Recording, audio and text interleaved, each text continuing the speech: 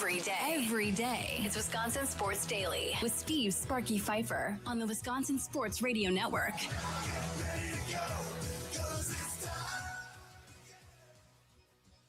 Welcome in. It is Steve Sparky Pfeiffer here at the Wisconsin Sports. Not Wisconsin Sports. We're at the Racine County Fair. That's what I want to say. In Union Grove on Durand Avenue. Come on out if you're down here in southeastern Wisconsin. I think from the radio station, it was like 35, 40-minute drive.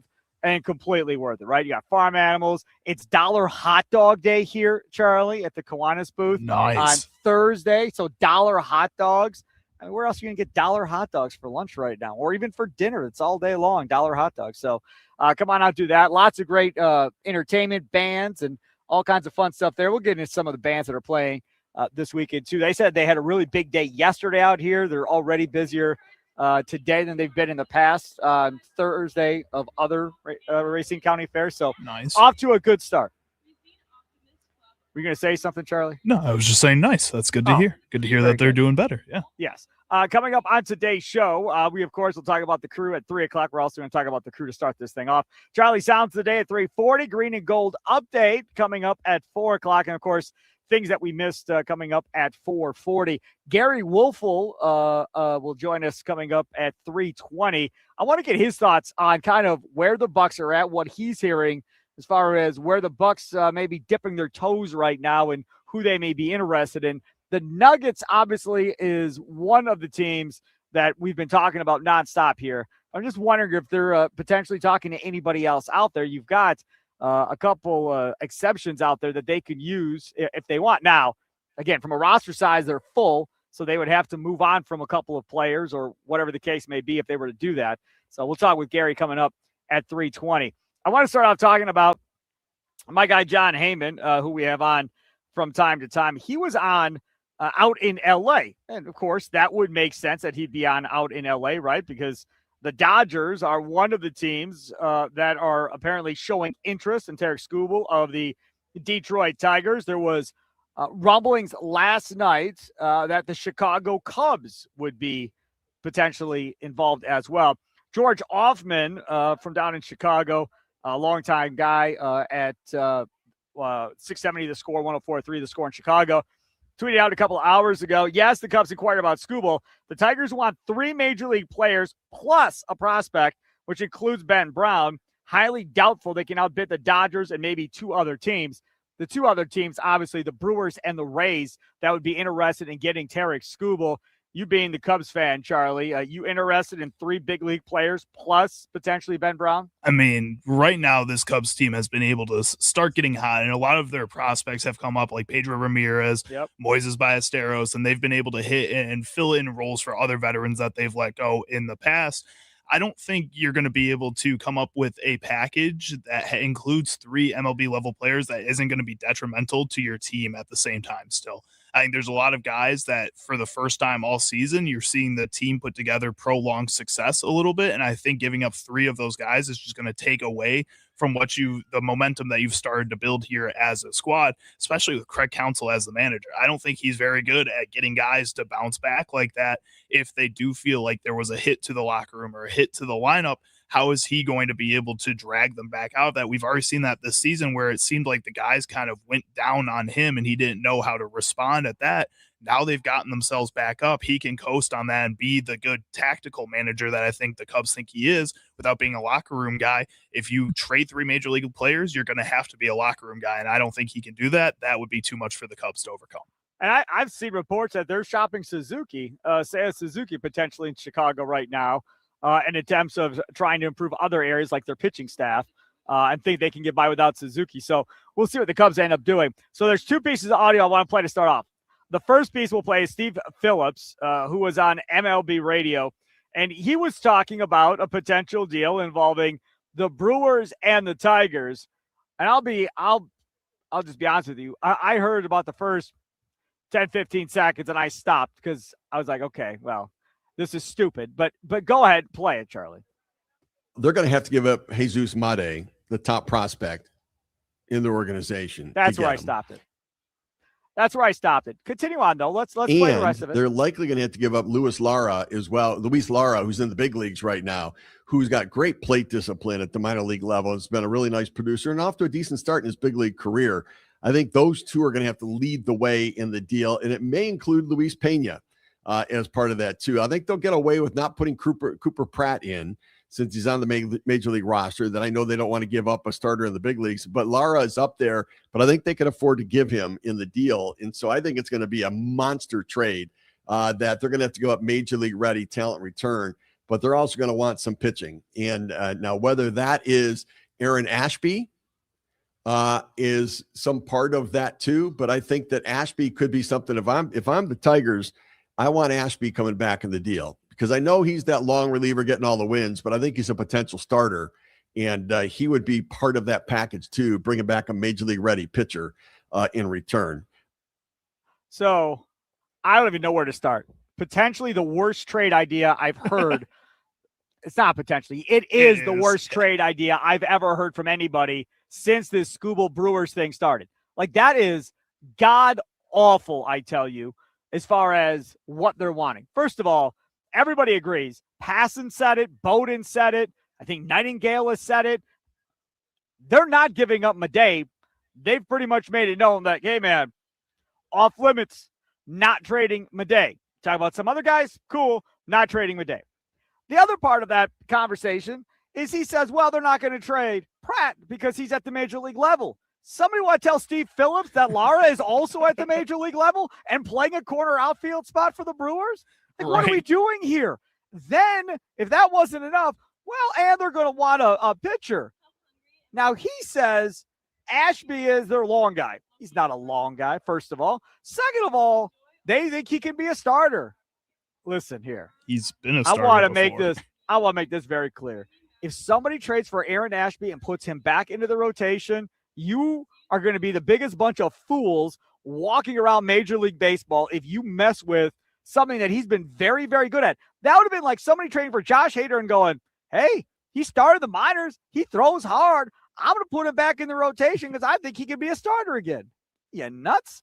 He's a dominant closer. Leave him alone. This dude here is getting these wins because he's good. Now, is he starting to wear down? Yes, he absolutely is. But if you're talking about one of the better relievers that's not a closer in Major League Baseball over the last couple of years, Aaron Ashby is in that conversation, and I just don't see why in the world the Brewers would even entertain the idea of trading Ashby right now if they're trying to win this thing. There's one exception. If you trade Ashby in a deal for a starting pitcher and then you get Mason Miller, I understand, right? Because now it's 7 innings. Now it's Uribe in the 7th, McGill in the 8th, Miller in the 9th. And now that need for Ashby isn't as much because you'll have DL Hall coming back here probably in the next week. One of the other starters in your rotation probably moving down to the bullpen then too. Correct. If you're trading for a starting pitcher. So you'll be fine. Yeah. Right. So I think then it makes sense. But I can't get down with the Madej stuff. Now, this is where I wanted to go with this. I'm seeing numerous people on social media criticizing their own fan base, criticizing fellow Brewers fans, and saying, y'all don't make any sense. You keep complaining about we're never going to see us when the Brewers win the World Series. We're never going to get to another World Series. And now you're in a position to do that, and you guys are getting mad about prospects that they may have to give up to go attempt to win a World Series. Now, which is it? Is it more about winning a World Series, or is it more about protecting the future with these highly touted prospects in the farm system? That's the question I have for you. Nicolay Law Talking text line 414-677-1250, 414-677-1250. Because I know darn right well, a majority of you, I don't care who it's for. If Madej goes in a deal between now and Monday afternoon at the deadline, could be for Mason Miller, could be for Skubal, does not matter. Some of you are going to hate the trade, regardless of who it's for, and blast Matt Arnold for trading away who's Jesus Madej, who is the number one prospect in all of baseball, and just going to be fuming. So, what is it about for you? Is it about the World Series and going all in, or is it about still protecting the future so we continue to have summers of fun going forward like Mark promised us we were going to have at this point here in the last year or so. He said that. 414-677-1250, 414-677-1250. Charlie Usen, what are you wearing there? What's the shirt? It's the Strokes. It's the band. I went and saw them a little while ago, so I got a cool shirt. I got a problem. I'm gonna go on a little rant here because you brought this up. What shirt I'm wearing?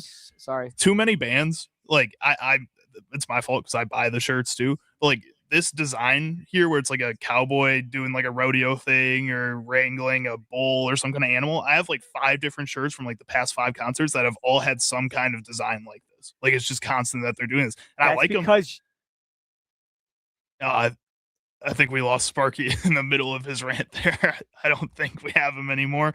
Let's take Sparky off the board here, see if we can get him to come back. Off of my rant here, I think, all right, we are going to keep going here, talking about the Milwaukee Brewers and a trade that the Milwaukee Brewers could potentially make with some of these prospects. And to answer Sparky's question about, is it about protecting the future or going for a World Series right now? My problem is I understand wanting to protect a lot of these young players, wanting to go out there and find these studs that the Brewers consistently do throughout the international scouting department, throughout some of these other college drafts that they go through. Cooper Pratt, signing him and finding him in a later round than he was probably expected, and making sure that type of player comes to the major league level and is an important part of this Milwaukee Brewers organization is how they've won in the past. And I think that's huge for this team to then kind of keep up with that tradition that you've had in the past. But at the same time, when you have an opportunity like the Milwaukee Brewers do right now, and I think they do have an opportunity with the Los Angeles Dodgers, yes, being a dominant team, but they don't feel as dominant. And I know last season we went into that postseason kind of feeling the same way with the way that the Milwaukee Brewers did against the Dodgers in the regular season, that we got overconfident in the playoffs. You use a lot of energy against the Cubs. You burn yourself out before you get to the NLCS. And then you have to take on the Dodgers in that part. And they look like that world beater. I think a lot of people are going in with that expectation, but this Milwaukee Brewers team is really good this year. I think they're better than the team last year. And if you have that opportunity to look at this team and say, no, I don't want to trade 3 of our top 10 prospects, when you have such a deep farm system, when you have so many opportunities in the trade market this deadline, because so many teams I think are right on that border between being a competitive team and falling off, that you can convince them with your prospect department that you can get almost any deal done, that you have to go and try to do that. You have to go and try to separate yourself as much as possible. And you've already done that enough, but to give yourself that final opportunity to separate yourself completely and put yourself in you and the Dodgers as the Milwaukee Brewers, I think that's huge for this team. And if you can go and get Tarik Skubal, I don't want to give up that package that Steve Phillips is talking about here. I don't want it to be Jesus Madej. He's a guy that I want to protect. Everybody else is available, though. Everybody that keeps saying Andrew Fisher, you give me the right player, you give me the right package, I'm willing to trade Andrew Fisher too. I think he's a player that's going to be highly coveted from many teams. You have to go out there and do what you can in order to make this team as competitive as possible, to give you that opportunity when the postseason comes. And I understand you want to keep tradition. I understand you want to stay successful because nobody wants to go back to that down period, especially when the Milwaukee Bucks are already heading to that down period. I think you want to look at this team and say, give yourself that opportunity, because the Bucks gave themselves that opportunity. Yes, they got to this dark period, but they won a championship. The Milwaukee Brewers, I think you make a move like this, you can put yourself in that same kind of boat where, yes, you may potentially be in a down period after that, but you could win a World Series. And I think that's huge.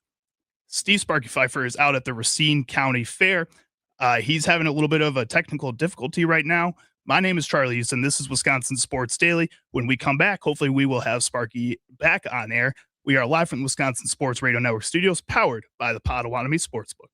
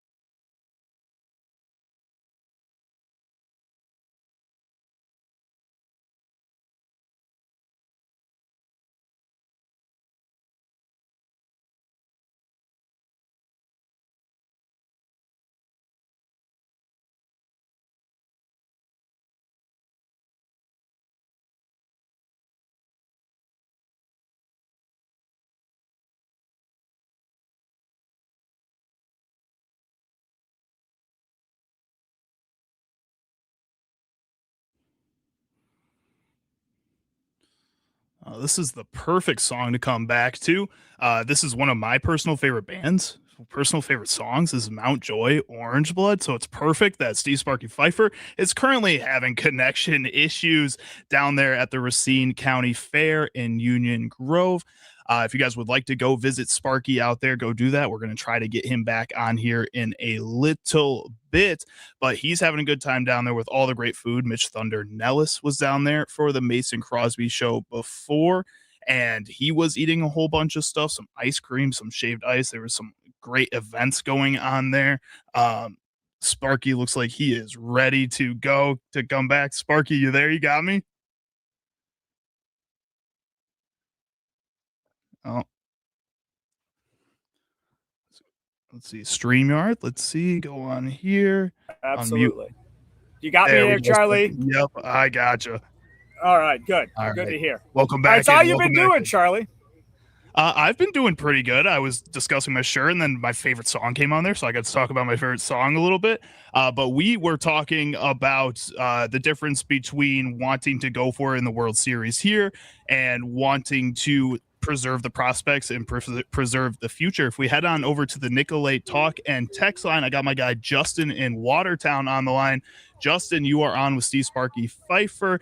Which do you want to go for? Do you want to go for the World Series, or are you trying to preserve these prospects? So here's what people need to remember. Okay, let's say we go all in, right? I'm assuming Made's probably off the limits, but let's just assume we go all in, we get Skubal and we get Miller, right? And we're making the push. Regardless of whether we win the World Series or not this year, which I'm hoping we do if we make that move, we got about 95% of the team coming back next year. Like, prospects are great, but this team is built for a run, right? Multiple year run. Let's just build it, and let's give what we need to make that push. If we don't win it this year, good chance we can win it next year. And guess what? Miller's got a couple years, and we could probably trade him if we need to and get really good prospects for him. Plus, we're really deep. We get rid of some people we know. There's still some people down there in the minors that we don't even know that are going to be really good. So I think people who are saying, oh, hold the prospects, don't worry about it. Yeah, you're right, Justin. Again, this is the thing. Mason Miller, you're right.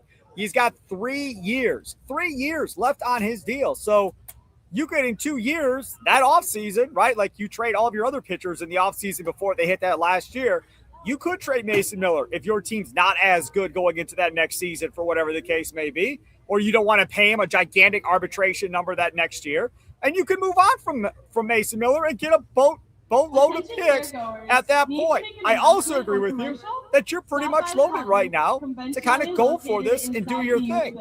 The question is, how much guts do they have in that Brewers front office? If you want to be honest about this, if they wanted to, they could get Skubal and they could get Mason Miller. If they wanted to, they could get Skubal and they could get CJ Abrams. If they wanted to, they could get Skubal, Mason Miller, and CJ Abrams. If they wanted to. Now, again, you're cutting your farm system and you're going, to hell with it. We're going to go try and win a World Series right now. Come hell or high water, we're all in. They could do that. But we've already heard from Matt Arnold say we're going to be reasonable about what we do at the trade deadline. So you could take that off the table. But the question we're asking is, pretty much, are you more concerned about keeping this train going and not coming off the rails and having losing seasons, and that's why you don't want to trade your high-end prospects, even if it means you potentially don't go to the World Series this year? Or are you like, prospects are great, you love them too much, Sparky, let's move them, and let's go try and win this thing? That's the question. Yeah. 414-677-1250. I think when you look at wanting to build up this farm system, or having to this point built up this farm system, I think the other thing a lot of people haven't been talking about is, yes, I'm confident that a lot of these prospects are going to do good things for the Milwaukee Brewers if you give them the opportunity. If you don't trade them away, that they're going to come up and be successful, because that's what the Milwaukee Brewers have done for at least the past 5 years with Matt Arnold as GM, but beyond that. And they've done that for a while now.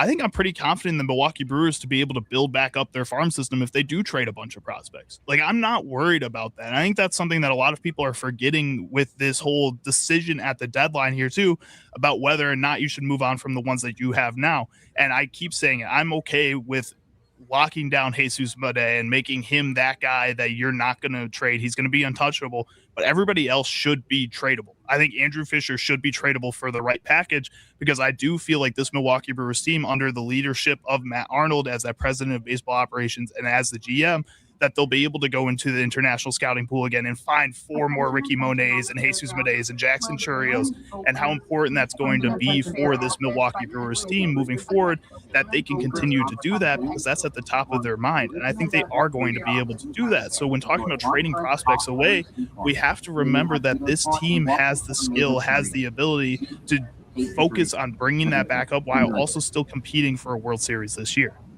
I agree with you.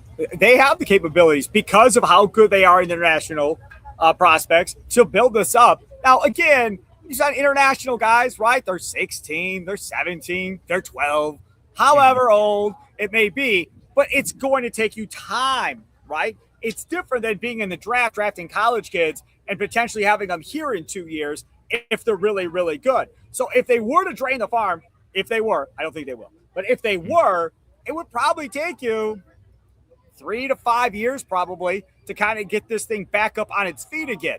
In the meantime, are you good enough at the major league level to sustain that level of success at a high end until that farm system gets brought back up? That's what makes the Dodgers great. We can talk about their farm system being great, and it is. But who are the 2 best farm systems in baseball? It's small market Milwaukee and then the Dodgers, who have won the last 2 World Series and still are outdrafting everybody else outside of maybe the Brewers and building that farm system. So not only do they have a ton of money, but they've got great scouts, great front office that knows how to draft and play that game too. That's what puts them in a position to be a dynasty, to be unstoppable. Everything I read is what? They want to be the team that goes back to back to back. Mm-hmm. Like they're all in on trying to get that done and establish that dynasty. And then maybe they try to go for 4, then 5, then 6. I mean, if you go back in time, LeBron's teams didn't do that. Jordan's teams, they went 3, then he went to play baseball, and then they won 3 more. But he could have strung 8 together. I firmly believe that. If Jordan doesn't leave, they win 8 in a row. I have no question in my mind they win 8 in a row. But we've not seen that in baseball. We've not seen an extended run of 5, 6, 7 championships in a row. And this Dodgers team has the potential to do just that, Charlie. And part of the reason they're able to do just that, though, is because they give their young players chances, too. It's not just that they're loading up the veteran side of things at the major league level and then keeping and hoarding a bunch of prospects. And I admit the Brewers this season, last season, started to kind of get into that mode of, okay, we need to start bringing these guys up sooner. If we feel like they're ready, they got to go up and play. The Dodgers did that with a lot of their young players and said, you know what, we're going to give you this opportunity. And those players are showing out and proving why they were given that opportunity. I think the Brewers have to keep doing that. He keep following suit. Cooper Pratt and Luis Lara are showing a lot of promise right now for this team. Jacob Mizorowski last season, you bring him up and decide that he's ready to go, and he was ready to go. I think if you got prospects in the minor leagues right now and you think they can help your major league team, you have to decide that they're ready to go sooner than you have in recent years. But you've been doing that, so I think that's going to continue. I want to get some text messages read there on the Nicolay Law Talking text line, too. Also, on the Dugout YouTube chat, we got KP, who says the Brewers are a machine right now with player development. You won't miss Pena and other guys if you acquire Skubal or Miller, and they go to the World Series. The farm will replenish themselves. Make the move, Matt. That is from KP on the Dugout YouTube chat. Again, you can watch us each and every day if you like by simply going to @WI Sports Radio on X, on Instagram Live, we're streaming live, on YouTube, we're streaming live, and of course, what do you do when you go on YouTube? Like and subscribe. Nailed it. And then the Fan Milwaukee Facebook page, we're streaming there too. And as you leave your messages, like on Facebook, it comes right into the Dugout YouTube chat for us to see and everybody else to see. And even if I or Charlie may not be reading every single message, y'all can fight amongst yourself. That was going on last night on the postgame show. People were going back and forth. So that also is a way to communicate with us. And then, of course, the Nicolay Law Talking text line, 414-677-1250. Charlie, what you got? All right, so if we head on over to that talk and text line, Nick the mailman says fans who don't want to give up prospects just show that they have no faith in the organization and that they will be able to recruit future top agents again. I mean, this isn't the first time that we've had a top farm system, so why are fans so hesitant to give some of these guys up? I don't get it. Okay, Nick, come on, buddy. You've been around a long time. Right? You ain't 18, I don't think. I've never met you. I don't think you're 18. So providing you're not 18, who exactly did they sign that was a big name free agent in our lifetime? Jeffrey Hammond? That was the big Lorenzo guy? Cain? Jeff Suppan? That was the big guy? I mean, yeah, Lorenzo Cain. That's probably the guy. And how did you get Lorenzo Cain? You had to give him a 5th year to his old butt in order to get him to sign. If the Brewers don't give him a 5th year, if Stern says, nope, we're doing 4, he's not here. He came because the Brewers were the only team that would give him a 5th year. So again, not saying you really, really overpaid, but you did have to overpay to a degree by giving him a 5th guaranteed year. Now, did it work out okay? Worked out fine. Did it get you a World Series? No. But again, that would be the guy. And is Lorenzo Cain really a fair one to bring up? He was in the farm system. They drafted him. So he was essentially kind of coming home to try and go play at the major league level because remember, he got traded when he was a prospect to the Royals. So he was going back home to play at the major league level for the team that drafted him. There's some sentimentalness or something like that. That's kind of like, Charlie, when he's like 50, like my age, and comes back after he leaves to go do national radio for 20 years, comes back to finish his career at the station he started at. Yeah, I mean, he'll be doing a show for my grave right there. Hey, Sparky, come drop off your flowers. Memorial of Sparky over here. Yeah, right in front of the grave. Got table set up, whole deal. We could put you. We could like embalm you and put you in like one of those glass boxes. Put you where Bango is on the window. Sure, yeah, whatever. I'm that'd be dead. perfect. Do what you want. Doesn't matter to me, dude. I'm dead. Who cares? But yeah, I mean, all of that, it could potentially happen. Just like, I didn't bring this up yesterday, but just like Shams Charania, right? That cat, that dude, Mr. NBA Insider, knew that LeBron met with the Cavs and didn't report it. Now, why didn't he report it? Well, because they told him it was off the record. And he respects when people tell him it's off the record because he's, he wants to have those sources trust him and so forth. And I see on X, Shams Charania, I can't believe he didn't report that. Reported every damn thing on the Bucks, but that he wouldn't report because it was off the record. And people are killing Charania for this. Stop. Understand how the job works. We talked about this. Rich Paul, good guy to have as a source, I'd say. Why burn that bridge? And then, if he doesn't sign to Cleveland, you did it for nothing. Right? So now you're on Rich Paul's podcast having the conversation, and Rich Paul is throwing you flowers for being such a great guy and saving him. Meanwhile, Giannis's agents have him doing all the dirty work for Giannis out front, taking all the heat from Bucks fans, even though Giannis was agreeing with everything he was saying. It was a whole big, hey, look over here. Again, he's doing his job, man. Shams is just doing his job. That's all it is. And that's all it is. Go ahead. It's pretty crazy. Let's head on back over to the Nicolay Law Talking text line 446771250, where Jeff in Greendale is on the line. Jeff, you're on Wisconsin Sports Daily. Steve Sparky Pfeiffer. Hey, Mr. Pfeiffer, how you doing? Doing good, Jeff. How's life? Life's doing all right. I can't complain. How about yourself? I'm doing good, man. Racine County Fair. I'm telling y'all, I know we got the Wisconsin State Fair next week, and Thunder and I will be out there every day, and Tim Allen will be out there with some post-game shows, probably with me. We'll be out there from some leadoff shows. I'll probably be doing those too. So a lot of Sparky at State Fair this year, and that is awesome. Don't get me wrong. But this fair here, man, people need to talk about this fair more. This is the second time I've done a show out here. Racine County Fair is legit out here in Union Grove. I've been a while since I've been there, but I agree with you. Thank you. Hey, I'm going to put a number out there for you, Sparky. 44 years since they've last been into a World Series. And I'm just guessing, I don't know this, but I'm going to guess your demographics for that are listening, a good chunk weren't even alive. I was 6 when he went. I could be wrong.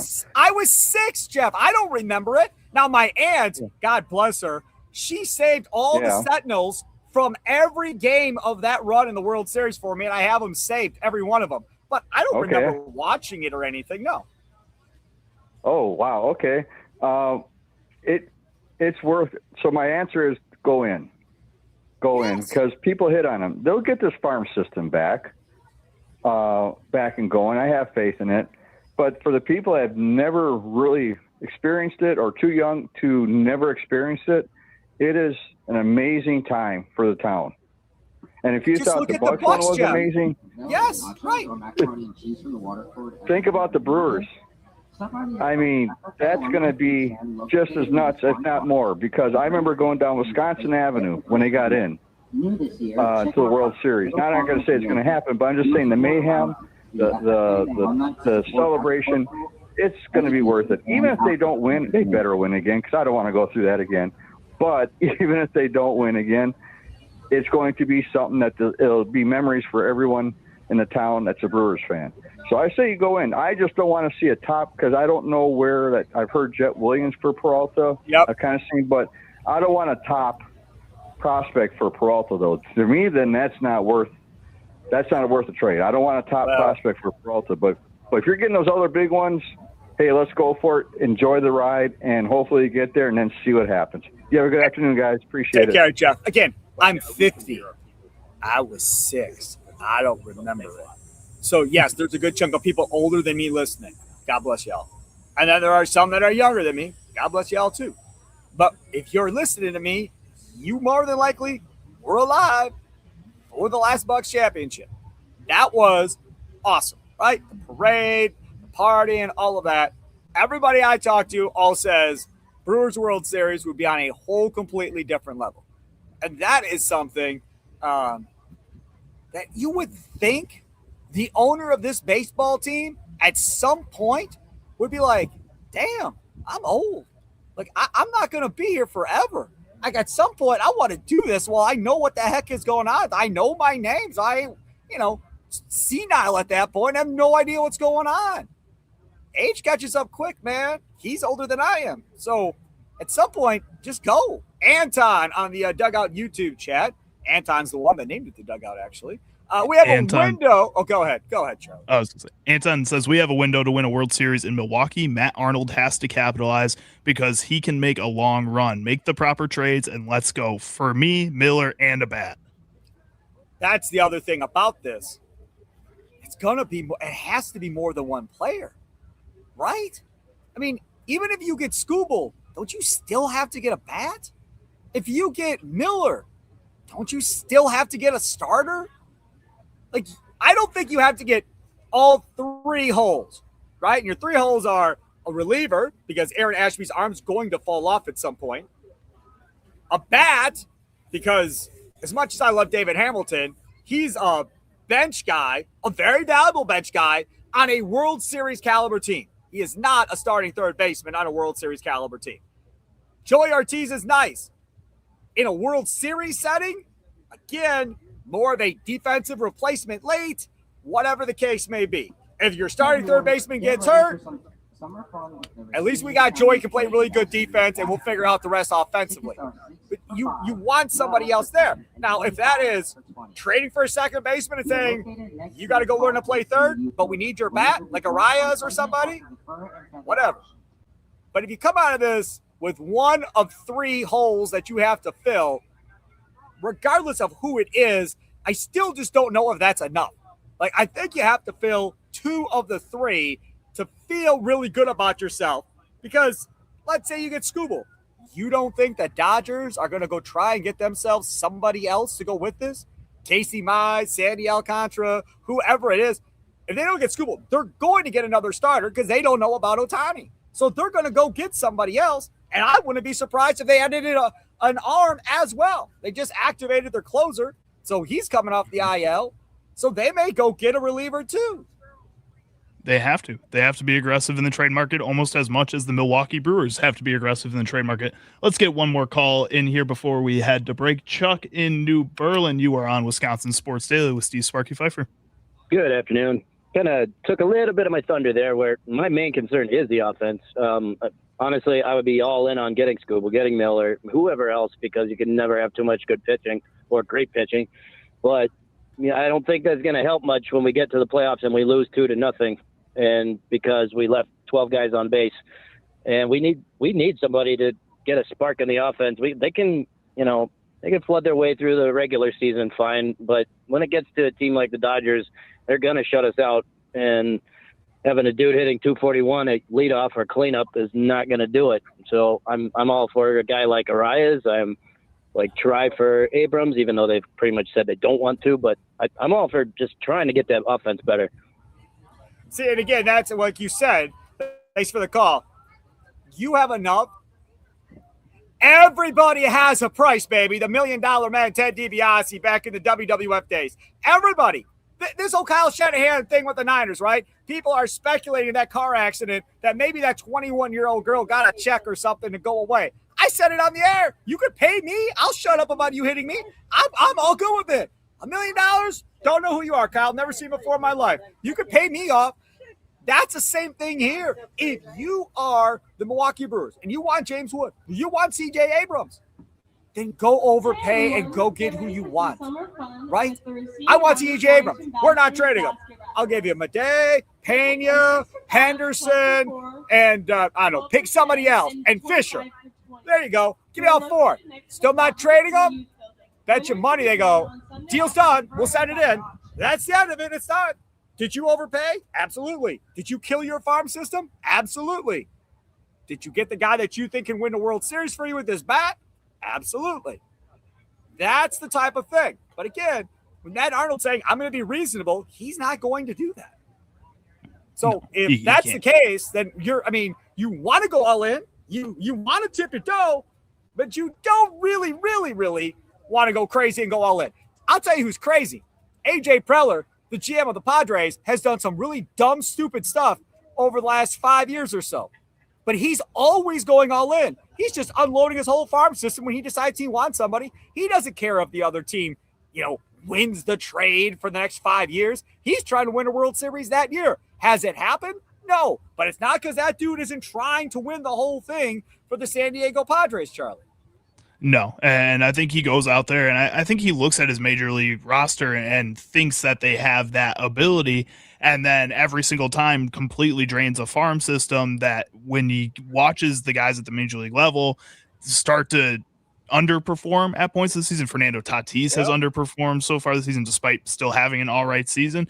You just get disappointed. I think this Milwaukee Brewers team, I look at the major league level and I say, yes, there are still holes, there are still problems, but the guys on the roster, I think I'm pretty confident in them a majority of the time. I'm not looking at really anybody besides Joey Ortiz playing shortstop, getting up to the plate, and I go, oh no, that's an out every single time. I'm confident in a lot of these guys. I don't think the Padres and I don't think the Padres fans are in that same kind of boat every single time they have all 9 guys go up to the plate. And because of that, I think the Brewers are just in a better spot and in a safer spot than the Padres have ever been in, even though they pay for players at a higher level. Their bottom tier players aren't good at all. The Wisconsin Sports Radio Network is proudly outfitted by Burkhardt Sporting Goods, our official apparel partner. Outfit your team or company with custom apparel today at BSG1881.com. BSG1881.com. We'll be having our new swag on here in the next couple of weeks when we get it in from Burkhardt's. Looking forward to rocking that. All right, take a quick time out and come back on the other side. It's Wisconsin Sports Daily, broadcasting live from the Wisconsin Sports Radio Network studios, powered by the Potawatomi Sportsbook. Sparky out here at the Racine County Fair.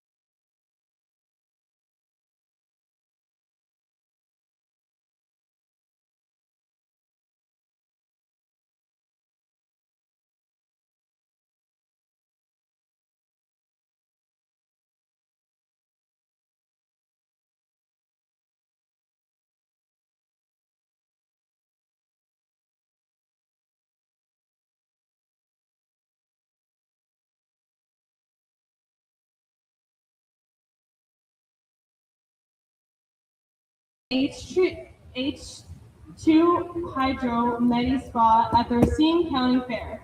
We're offering IV hydration and vitamin injections right here at the fair. Plus, exclusive. Welcome back, Wisconsin Sports Daily with me, Steve Sparky Fifer, out here at the Racine County Fair. Now, if you all are paying attention and you all are watching Wisconsin Sports Daily, all you got to do is just look for, at WI Sports Radio. And it's all brought to you by Growth Law. Injured, Growth gets it. We're live streaming on Instagram, on X, on YouTube, all that fun stuff. So if you're watching right now, check this out. Just for the Racine County Fair, we got these just for today. We got magnets right here for the Milwaukee station. We got koozies here for the Milwaukee station as well, because obviously we're in southeastern Wisconsin, right? So if you're in the area, you want to come down, magnet, koozie, whatever the case may be, we got all that going on right now here, again, at the Racine County Fair in Union Grove. Dollar Hot Dog Day today. Dollar Hot Dog Day. How many dollar hot dogs does Charlie Usen think he could put down if he did not have breakfast, he did not have lunch, and at 5 o'clock when we got off the air, I said, Charlie, go. And I don't have to fight through lines or anything like that. Like I just get free reign. A table and chair right next to the Kiwanis place where they're doing this. They give you a soda, whatever you want to drink. They're like, all right, dude, tell me how much money you need. Would you need $20? Would you need $10? I think 10 to 15. I think I could do that would be max they're for just sure. Normal, 15. Normal hot dogs. Yeah, I think I could do 10 for sure. 20's pushing. I don't think I could do 20. That might be get sick territory for sure. Yeah, I think how many I do you could think you could do? probably 5 or 6. I definitely don't do think better than that. I don't know if I could do 10 or I don't know. I guess I've never really tried to see if I could do that much necessarily at the end of the day. Maybe we. Maybe you could try right now, Sparky. See what you could do. No, I am not. I am definitely not do that. In Wisconsin, 2302 said on the Dugout YouTube chat, I can eat 4. Okay. Yeah. Good. I think 4 is respectable. I think 4 would be everybody, right? I don't know if it's everybody. Maybe not children, but grown adults. Wouldn't every grown adult be able to eat 4 of those things out here at Racine County Fair? Not everybody has the same appetite as everybody else. I think it would differ for everybody. I think 4 is a lot for some people. Really? For tiny people, even tinier than yourself. Dude, I don't know what you're talking about. Jeff on the YouTube chat says, Sparky and Charlie, great show. What if they don't make a trade? Now enjoy the rest of the season and hope for a salary cap. 3 days till the trade deadline. Charlie, what say you to that? No trade. How mad is everybody going to be? I think everybody's going to be pretty mad. I think you need to do something, even if it's a minor move. I don't think you can be silent. I don't think you can sit on your hands. I don't think the stuff that you've done already, trading for Lance McCullers, if you can really count that as a trade, I don't know. It just doesn't feel like enough. I think you need to do at least one more, and I think most people are hoping for at least 2 more trades. Yeah, I think that's fair. I think I'm not going to say they'd burn American Family Field down necessarily, but they might tip over the cow at the miniature golf course in front of American Family Field. I mean, that could happen. It's Wisconsin Sports Daily, live from the Wisconsin Sports Radio Network studios, powered by the Potawatomi Sportsbook. Sparky with you. Gary Wolfel at 320.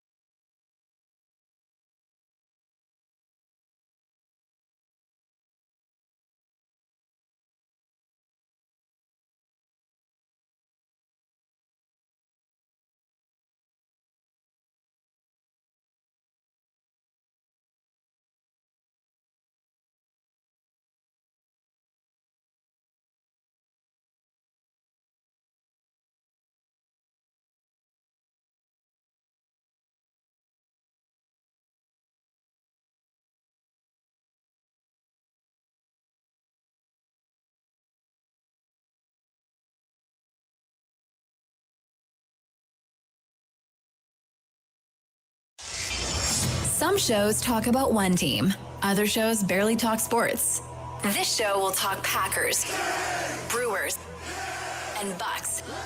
Every day. It's Wisconsin Sports Daily with Steve Sparky Pfeiffer on the Wisconsin Sports Radio Network.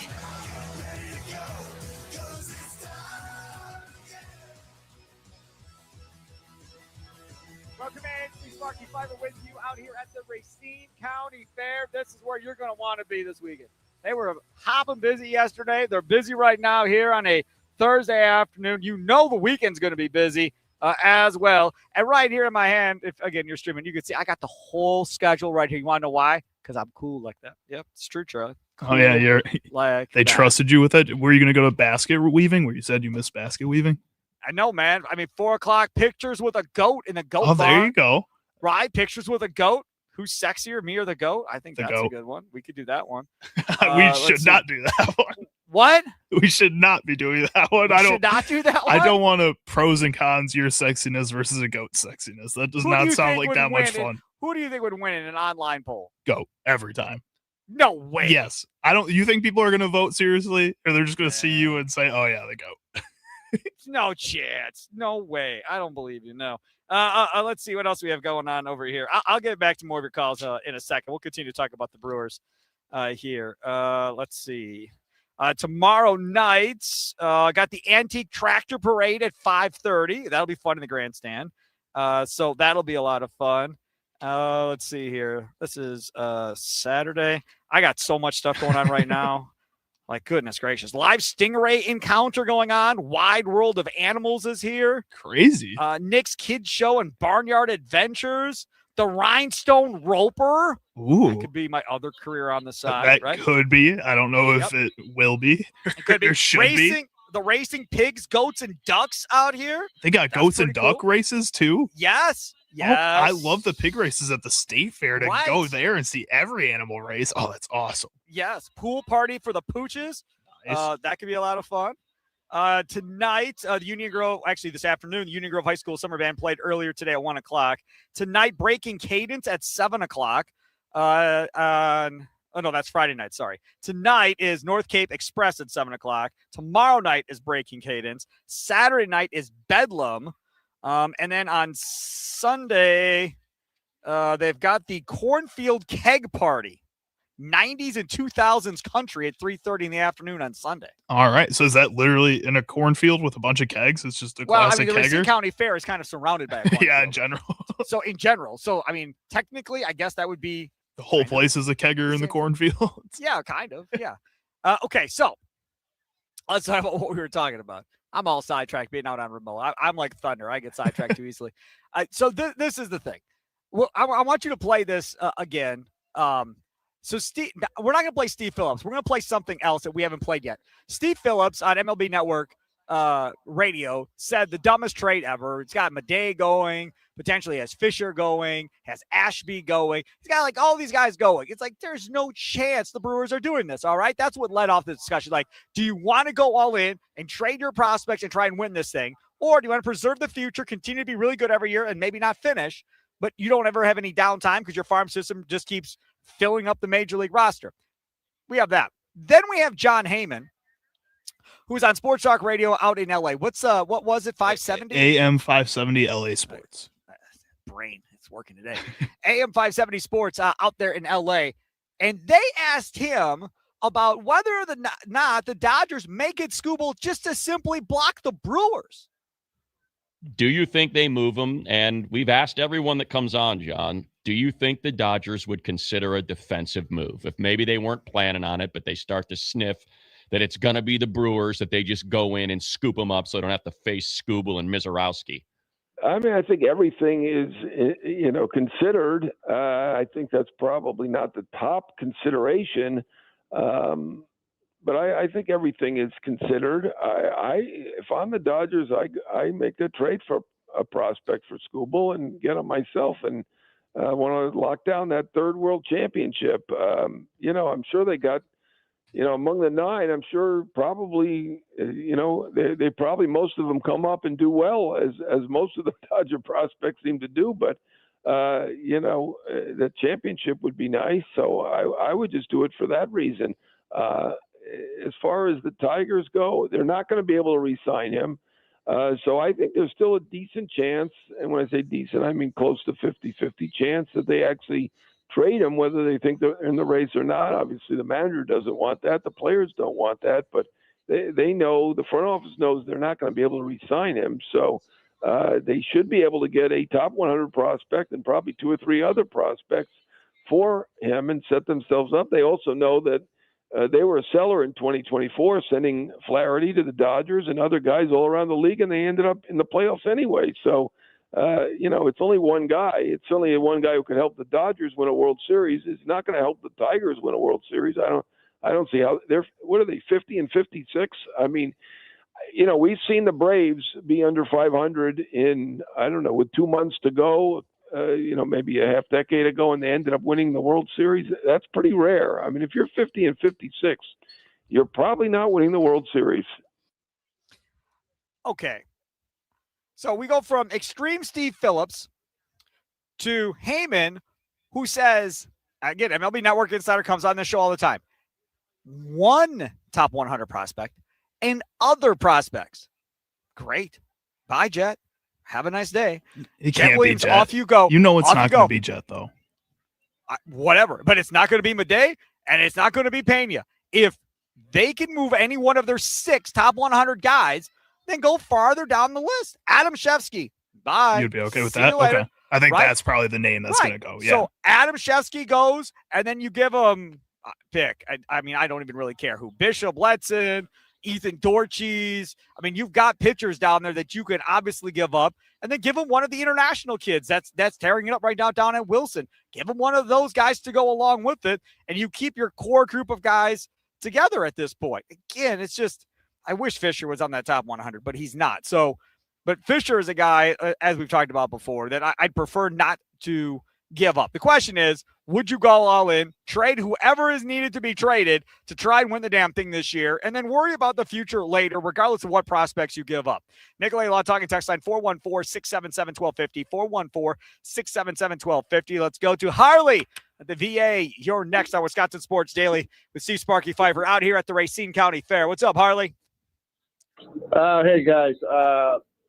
Yeah, I would go all in, but let me preface by that. I'm 73 years old. I remember in 1982, my wife worked for the Milwaukee Brewers with Harvey Keene and Audrey Keene's bar on National Avenue, and we've been married for 48 years. But coming back to the Milwaukee Brewers, if you're not going to do it now, Sparky, when are you going to do it? I mean, when's the right time? Prospects means they're prospects. We don't know how they're going to pan out. And again, when you have an opportunity to get let's say, Skubal, just for sake of conversation, are we going to wait another 2 years, another 3 years? I mean, when's the time to pull the trigger? I think it's now. I'm not saying empty the whole farm system. I'm saying getting some personnel that can take us to the World Series, possibly, there's no guarantees, this year. That's my comment, guys. Thanks for taking my call. And that is very, very similar, Harley, to, I think, a thinking like other fans do of there's no guarantee Madej is going to be great, right? There's no guarantee that Pena is going to be great. There's no guarantee Andrew Fisher is going to be great at the end of the day. That's true. But Chourio was supposed to be really good. He is. Cooper Pratt, they said he should be pretty good, really good defensively. Offensively, we don't know. He's been better than everybody thought he was going to be. Luis Lara, 21, didn't know what that was going to look like. He seems to be doing pretty good at this point. Jacob Mizorowski's pretty good, I think, so far what I've seen. When he was coming up, everybody said that dude's going to have to be in the bullpen because he's got no control. He'll never make it as a starter. It was never, his arm's going to fall off. No, it was simply he doesn't have enough control, similar to Hader. He's going to end up in the bullpen maybe as a closer, just throwing heat, nothing else. And that's what his future is going to be. That's why they never made him the number 1 prospect in all of baseball. He was never viewed as, a top 5 prospect or anything like that because nobody was convinced that he could do this all the way through like he's shown he can. Again, there's no guarantee any of these guys are going to work.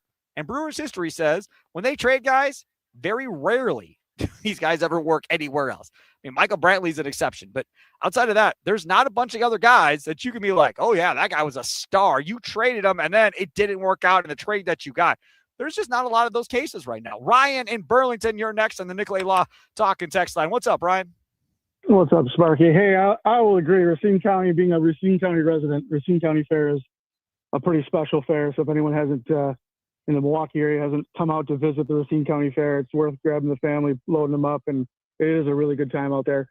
Especially for kids. There's so much stuff for kids to do out here, man. Demo Derby tonight at 6:30. Man, there's a lot of stuff going on. Yeah, it's awesome. So I hopefully people can come out that haven't gone out there and experience it a little bit. I think they'll like it. Honestly, for me, there's no prospect that's off limits. I would be sad to lose Madej, to be honest with you. I don't want to. But if you're talking about getting potentially, I think this year seems like it adds up for the Brewers because not only are there big prospects available or big free agents available potentially, or trade assets, I'm sorry, but you're talking about people with controllability. You got 3 years in Miller, you got 3 years in Abrams. If you're going to get prospects and bring those guys in, you've now got tradable assets. You know, right. Mason Miller in 2 years, you can get a haul back for him. Abrams, he's 24, 25 years old, hitting 26 home runs already this year. Yep. That's a tradable asset. Not only do we have that, we've got Garrett Mitchell's tradable. Laura, although I think he looks really good, and I think he's tradable. Cooper Pratt, if Mate doesn't get traded, they're not going to block Mate with Pratt. So he's tradable. Terang has to be traded in the next 2 years because we're not going to sign him most likely. Contreras is going to have to be traded next year by the All-Star break if we don't re-sign him. So look at all the assets we have coming back. This is the time to again, we're not going to empty our farm system, but this is the time to unload. And whether they become good players or not, this is the time to unload. But if we can get some controllable assets back, especially Miller, Abrams, Woods, and again, if we go all in at Skubal, we lose Mate, you know what? It's going to be a hell of a fun run, and let's do it. We have plenty of assets, and we have so much future assets that we're going to trade. And I know the Brewers front office is looking at that, and they know that. There's going to be plenty coming back. So although it's, you know, I'm almost the same age as you, Sparky, and I've lived the life of the Billy Joe Robideaus, right? The Jahas, the Tiny Felders, everyone that we thought was going to be stars coming up. I lived that life, and I loved it. I looked forward to those guys because that's all we had. We're not going to spend the money. We have assets coming back in. And I think this is the year that we will get 2 out of the top 6 trade prospects out there. I really believe that because we're set up for it. And I think we're not going to block these top prospects that are coming up. And right now there's a lot of guys that are going to be blocked. So people have to move. And that means we're in a good spot to get people back. Ryan, great call. Thanks for the call. I do appreciate it. Going back to what he said, Sparky, I'm old like you. Thank you. But B, I mean, those guys that you were talking about, that front office wasn't very good. Just that front office, from what they had to what this front office has and how loaded this farm system, it's not comparable, folks. It's just not. I mean, even if you go back to Billy Hall, when they brought Billy Hall up, I think that was Dean Taylor. Was he the GM at that point? When they brought Billy Hall up, he was not ready. He was not ready to be brought up. And they brought him up anyhow. And then they got him to the big league level. And what did they do? Screwed with them. Oh, we're going to play you at this position. Oh, we changed our mind. Now we're going to play you at this position. And the reason they rushed Billy Hall up was simple. They had to prove that they could draft and develop players in that farm system in order to essentially keep their job. Because at the major league level, it wasn't happening. They weren't winning. So if they were going to keep their job, they had to start showing these guys panning out at the big league level. And they couldn't. And Bill Hall was okay. He was good. He was back. You know, for the Legends game, it turned out okay. But they moved him way too fast to try to prove a point. These guys here, when they're moving guys aggressively, it's because they know they eventually will catch up. It may take them a half a season, but by the end of the season, you're like, woo, he's at that level at 19 and he is killing it. That's the type of thing that we're talking about here. that separates the Brewers from a lot of other systems right now. The ability to compete at a high level with a bunch of young guys that are, 4 or 5 years younger than what the average age is down at the minor league level. And that is the separator. When you start talking about where our prospects are versus everybody else, they don't really have a bunch of old guys at any level. More than anything else, they're playing with a bunch of 18-year-olds right now at Wilson. Yeah, all over the place. You're playing with guys who are 20 years old up at AAA and AA. Like, this team is just so young throughout all the rosters at the major league level too. Like, you have such a bright future at every single level. That's a really cool spot to be in. And I think saying that everybody's tradable maybe isn't the fully right approach, but to say that most people are tradable, I think is where you should be, because you have so much young untapped potential that, yes, maybe you as the Brewers organization can figure it out and can work those players up to the major league level and find success more often than other teams. But you have to recognize that because of that, a lot of teams are going to value a lot of these players, and you have to be willing to move on from some of them, knowing that you might be the only organization that could have got that guy to his peak. That's right. Brenton chiming in on the Dugout YouTube chat says, yes, trade whoever to get this state a World Series. Imagine we don't have a season next year. We could be World Series champions for 2 years. That's the best comment of the whole day. You could be defending World Series champions for 2 full seasons, because the second season obviously wouldn't happen at the end of the day. All right, coming up, we're going to get to Gary Woelfel and get his thoughts on what the Bucks are looking to do at this point. I want to make sure to remind everybody that we want to help out our friends in the Fox Cities recover from the tornado that ravaged their houses and businesses tomorrow and Saturday between 7 a.m. and 7 p.m. Please make food and supply donations at the Green Bay East Festival Foods or the Festival Foods in Oshkosh. It's Operation Valley Strong. Find out more details like what you're supposed to bring, what all is on the list that they need. Go to wisportsradio.com. Again, that's wisportsradio.com. Festival Foods tomorrow and Saturday, Green Bay East Festival Foods or the Festival Foods in Oshkosh. Both, they'll have semi-trailers there all lined up. The firefighters, I think, are going to be out there helping load all the different supplies in and stuff that we get. Oshkosh is not that far of a drive from Milwaukee. Most of us should be able to make that drive on a Saturday when we don't have to work. And how cool is it to show your kids about this is what you need to do when you grow up and you're an adult? We help others. When people fall down, we help get them back up and get them going again. When there's a disaster like this or whatever the case may be, set an example and show them, put them in the car. Let's go. And out you go. And here's a free plug. If you go to the Oshkosh one and you're coming from southeastern Wisconsin, then when you do that, then you put into your map the mine shaft in Oshkosh. You take your kids there. They get to play in the arcade and have the time of their lives. Then it's really all worth it for the kids at the end of the day. See, Charlie, that's how you make it a whole day event on a Saturday. Well, and Oshkosh is just cool in general. Spend the day out there. Yes. Like, make it worthwhile. Because like you said, teach them a lesson about giving back and helping others when they're in need, because that's how we all should be thinking about life. But then also go to the Air Space Museum, go to the mine shaft, have some fun, enjoy the day, because you should enjoy every day that you have, man.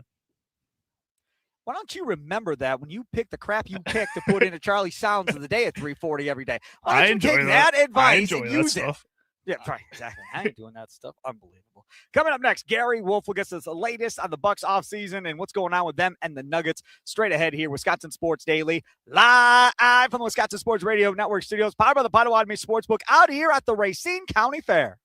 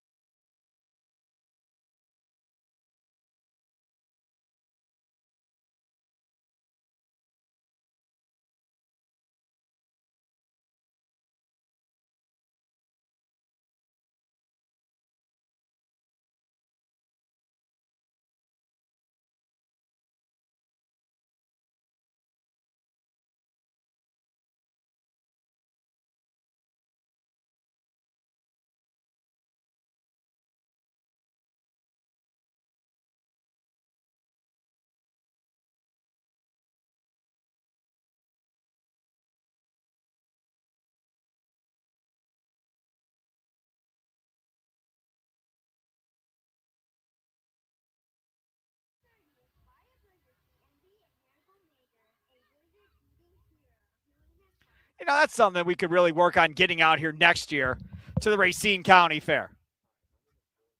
We need a Michael Jackson impersonator to do like a Michael Jackson concert out here. Why don't Charlie. you do it? Do we know any Michael Jackson impersonators? I mean, there's a million Elvis impersonators around the state of Wisconsin. Are there any Michael Jackson ones? I think you could do it.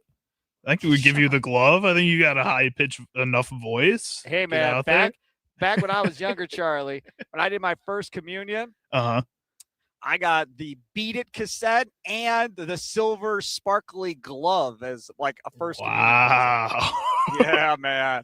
I was styling and profiling. You were doing something, I mean? That's for sure. I was. Yeah, man. I was like the cool kid with all that stuff going on.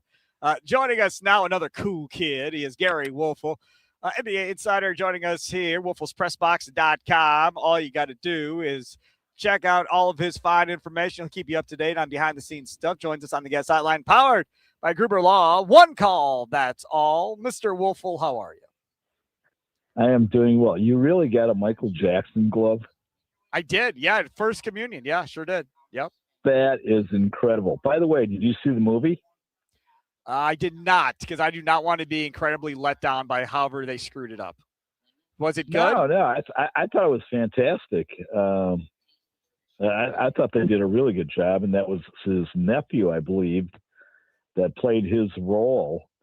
And he just did an incredible job. But, yeah, I think it's worth checking out. All right. Gary, first things first, I want to get your thoughts on the Denver Nuggets, the Milwaukee Bucks, Peyton Watson. Is this going to get done? How close is it to getting done? Yeah, you know what? I kind of reported on that a little bit when I was in Vegas a couple of weeks ago, and I was talking to somebody close to the situation, and Denver's got, all kinds of financial issues, and they got some tough decisions, and Watson is basically asking for more money than Christian Braun, okay? And I think they gave Braun, if I'm not mistaken, a 5-year, $125 million contract last summer. And Watson wants more. And Watson has only been a part-time starter. I mean, a huge upside, but nevertheless a part-time starter. So they've been, milling through that stuff. And there's been a bunch of teams that want Watson, of course. So it wouldn't shock me if this dragged down for a while. That's the thing from my standpoint, and I'll ask you because I brought this up the other day. What is his ceiling? Like, who is he? Is he Mikal Bridges? Is that who he eventually ends up to be if everything works out? Could he be better than Bridges? Like, what's his ceiling, Gary? Well, I think defensively he's an elite defender. I don't think anybody's questioning that right now, but it kind of blows me away the kind of money that these guys are getting. I mean, what did he average? If I'm not mistaken, it was like 14 points a game, right? Yeah, 13.8, something like that. Yep. Yeah. I mean, I don't know if I want to pay that guy like $25-30 million a year. I don't care what kind of upside he has, especially if he came to the Bucks. I mean, if he comes there, what are they going to do? Win 2 or 3 more games? I don't know. But, and I also think, he's been incredibly fortunate to play with 2 great players, Jokic and Murray. He's been held down. He's been held down. And that you and I are going to disagree on this because, again, there is a benefit in going to there is a benefit in going to a bad team. Like Tyler Hero is going to benefit from being on a bad team because he's going to get all the shots versus if he's with Giannis and Bam, he's not getting, anywhere close to the amount of shots he's going to get. He's going to build his value and the Bucks will build his value to trade him at the deadline with the numbers he'll put up. And from Watson's perspective, you come here, you're going to get to go be that guy on this team, especially once Tyler Hero is gone. Yeah, but that's again where we disagree. I don't think he can be that guy. I think he's going to be a very good player, but if you're the Bucks, you're looking to hit a home run, somebody that could really, get you 25 points a game, be a franchise carrier, especially if you get rid of Hero. I mean, if you look around that lineup, who can you count on to get you 20 plus every night? Nobody. I think the hope is Braden Burries based on what you saw in Summer League. Now, again, Summer League and the NBA regular season, not even close to being 2 of the same thing. But again, the benefit of having a bad team is teams don't game plan for bad teams. Teams just go out there and run their stuff. They're not going to be running two guys at Burries to try and shut him down. So as far as who's going to get 20, Burries could get 20, again, because they're not going to be game planning to stop him like they would if, say, this was a team in the playoffs. Yeah. I mean, I didn't look this up, but isn't Watson 24-25 already? Someone in that ballpark. I'll have to look that up while you're talking. You got a question of how much more upside would he do? And then secondly, if he was that good of a player, I mean, kind of a potential impact player, wouldn't Denver hold on to him? Well, based on everybody we've talked to in Denver on this show and outside of this show, it sounds like Denver does want to hold on to him, and they're trying to figure out how to do that. Yeah, he's 23, Gary. He'll be 20. He's 23. He'll be 24 in September. Yeah, exactly. So 24 going into next season. Yeah. So I don't know, especially when you got kids 19, 20, 21, 22 that have huge upsides and show it right off the bat. I don't know if I'm going to make a major investment in him. And don't get me wrong, I do like him. The one guy I really like a lot, and he's kind of disappeared off the radar for whatever reason, is Trey Murphy from New Orleans. Yep. They were definitely going to shop him, and I know they wanted a lot, but the asking price has come down. And I'm thinking, like, my gosh, if they had Burries, Hero, Murphy, and whoever else, they got a chance to be a playing team, As it now constitutes, I don't think that's the case. And see, that's really the debate right now is who's going to score, who's going to get those shots. Again, Burries, I think, can score. Hero can score. We know that.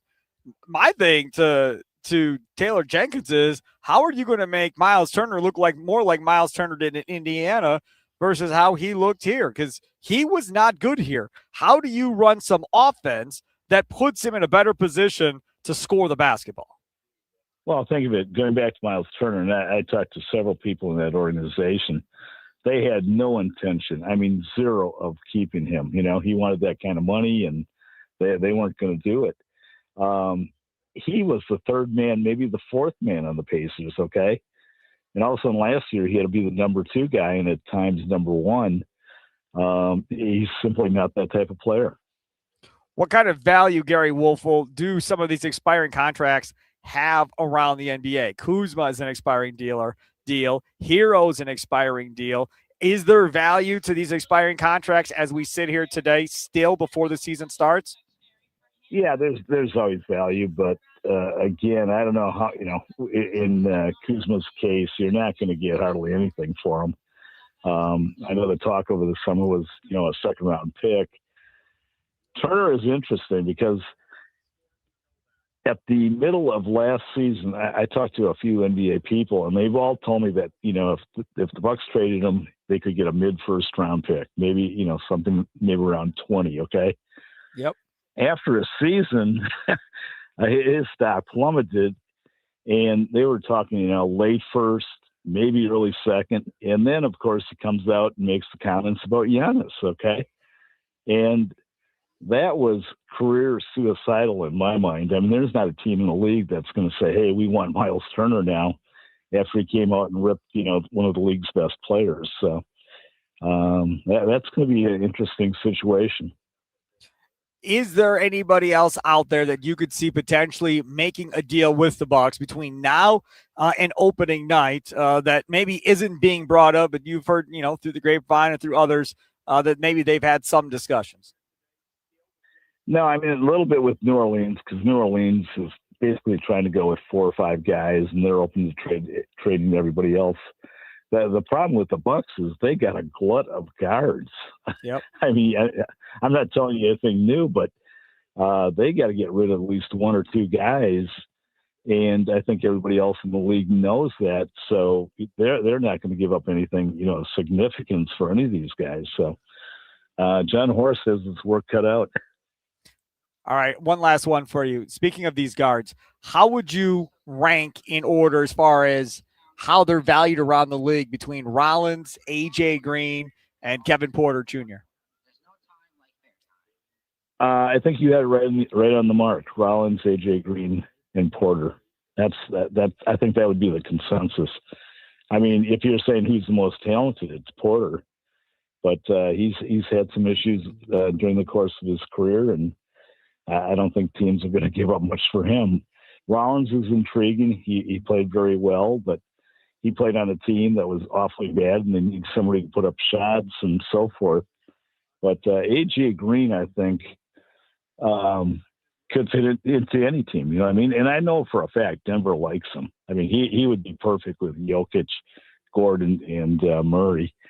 So I think if you see a trade, I think Green's going to be a part of it. And I personally wouldn't miss AJ Green. I think there are definitely some Bucks fans out there that like AJ Green a lot. I guess I'm just not one of them at this point. Gary Woelfel, go ahead. No, I was going to say he'll never be a star, but I think he's a very good rotational player. So he is Gary Woelfel. Follow him on X at Gary Woelfel, and of course WoelfelsPressBox.com. Gary, thanks so much for coming on, man. Appreciate it. Always a pleasure, Steve. Take care. Take care. There he is, Gary Woelfel, joining us on the Guest Hotline, powered by Gruber Law. One call, that is all. Don't forget, too, coming up on Friday, we have our Plead the Fifth segment brought to you by Habush, and Rotier. Your chance to tell somebody tomorrow at 4:20 just to hush it up, quit talking. You don't know what you're talking about. Just plead the fifth at this point.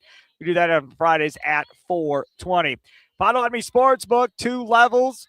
2,000 square foot center screen, 30 sporting events at one time you can watch. And how about this? A full menu over there at the Potawatomi Sportsbook Kitchen. Homemade pastries and desserts, over 40 beers on tap, dozen different specialty cocktails, all-day brunch that you can get as well at the Potawatomi Sportsbook.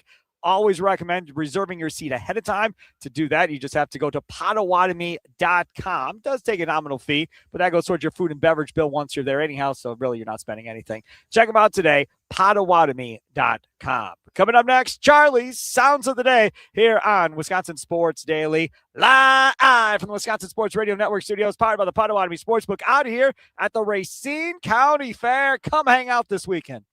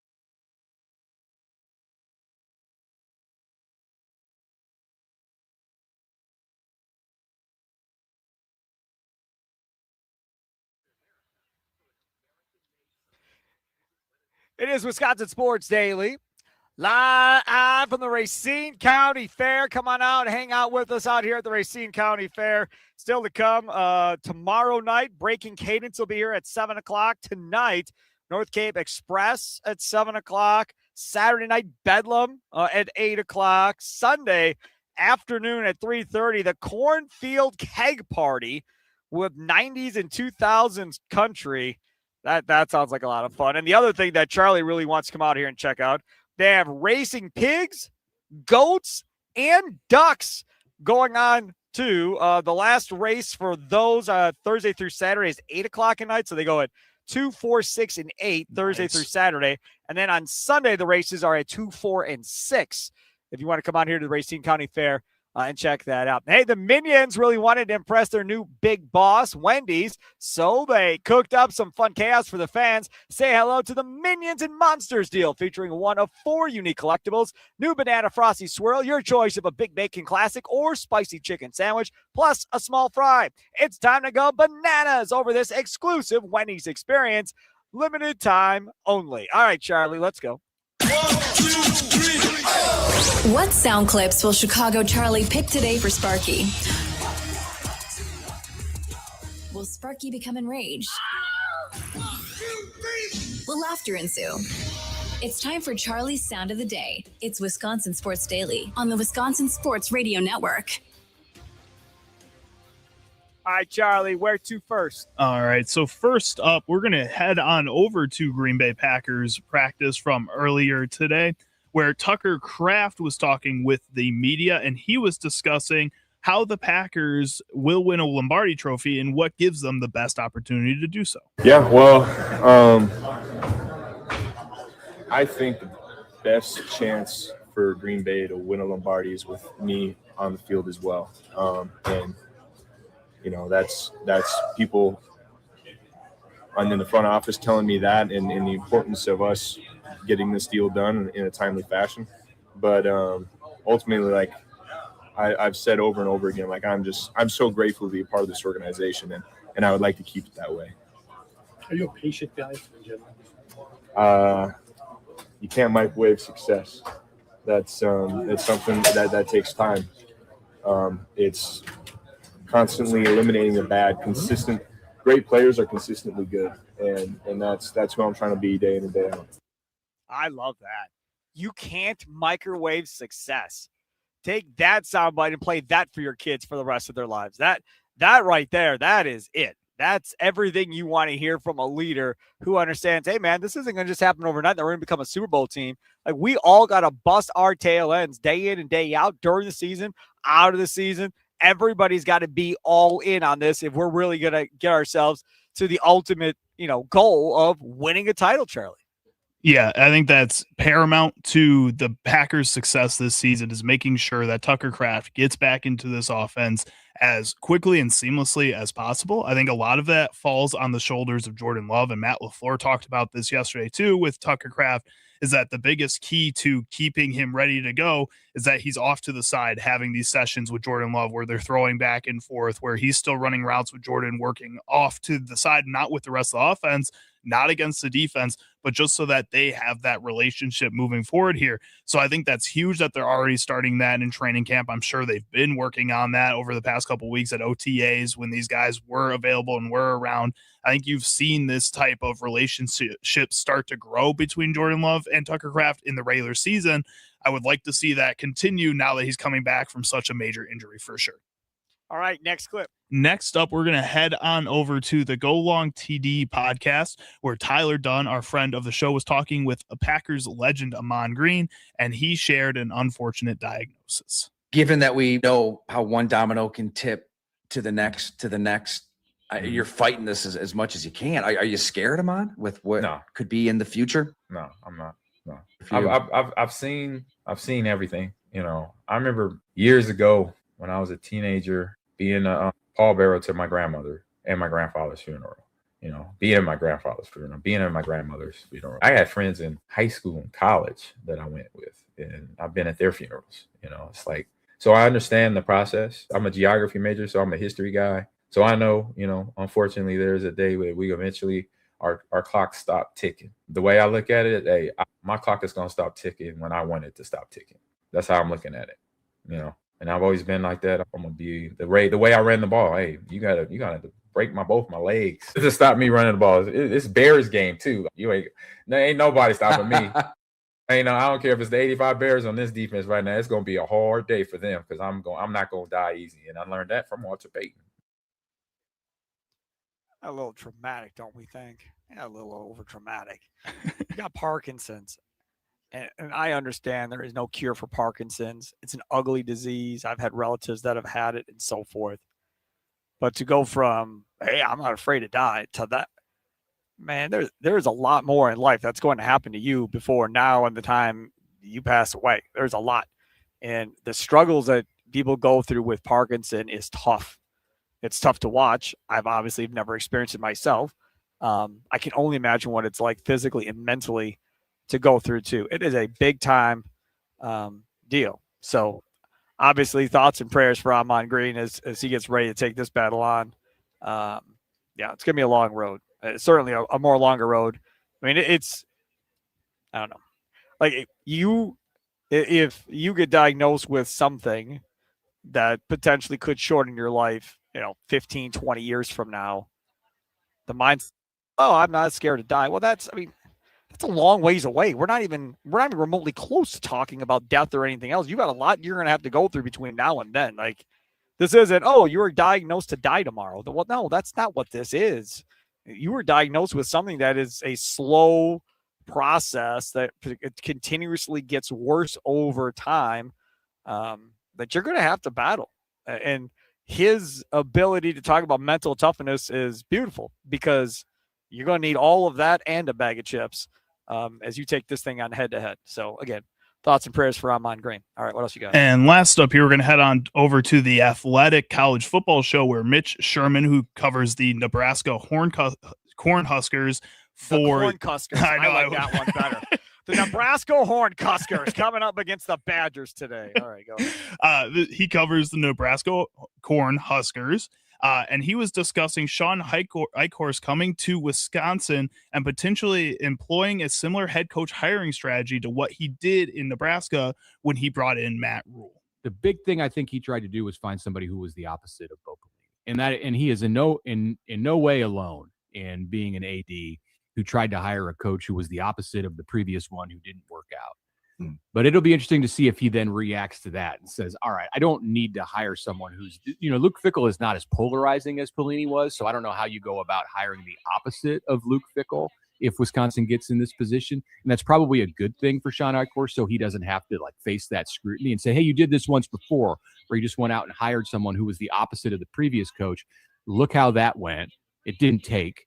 Don't do that again. So maybe the fact that Fickell is just kind of down the middle and he's kind of a normal person, normal guy, normal coach, like nothing strikes you about him like he's one extreme over the other, that could actually end up helping Eichhorst if he does get put in that spot later this year. You don't know what you're talking about. Would that be mean for me to say? Rude? I don't think so.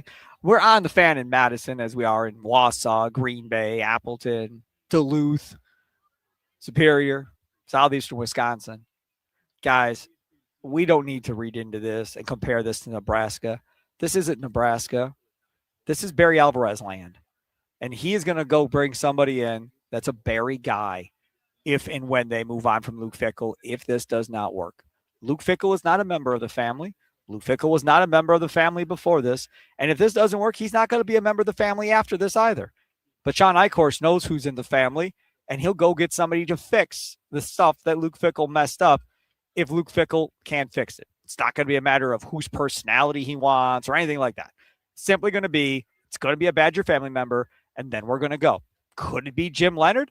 I think it could be Jim Leonard. If he wants it, to decide to go there. Now that McIntosh is out of the way, I think he very well could come back with Sean Eichhorst to be the next head coach of the Badgers if this does not work out for Luke Fickell. I would not put that past him at all. Hey, looking for a college where you can excel in the classroom and on the field? I got a place. Pride and Strand College's Wauwatosa campus. You can compete in the NJC AA Division II athletics with more than 20 men's and women's teams to choose from.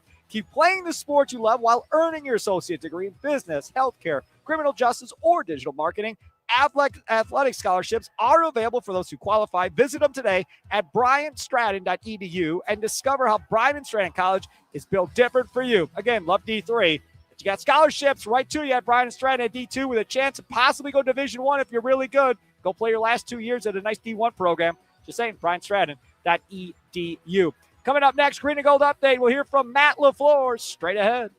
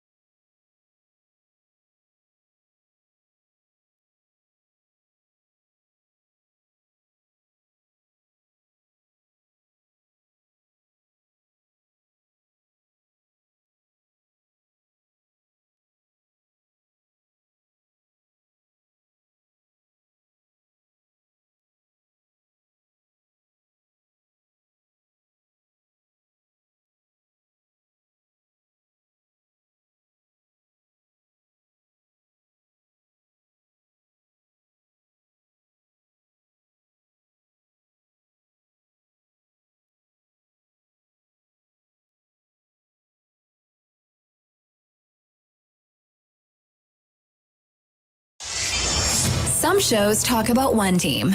Other shows barely talk sports. This show will talk Packers, Brewers, and Bucks. Every day. It's Wisconsin Sports Daily with Steve Sparky Pfeiffer on the Wisconsin Sports Radio Network.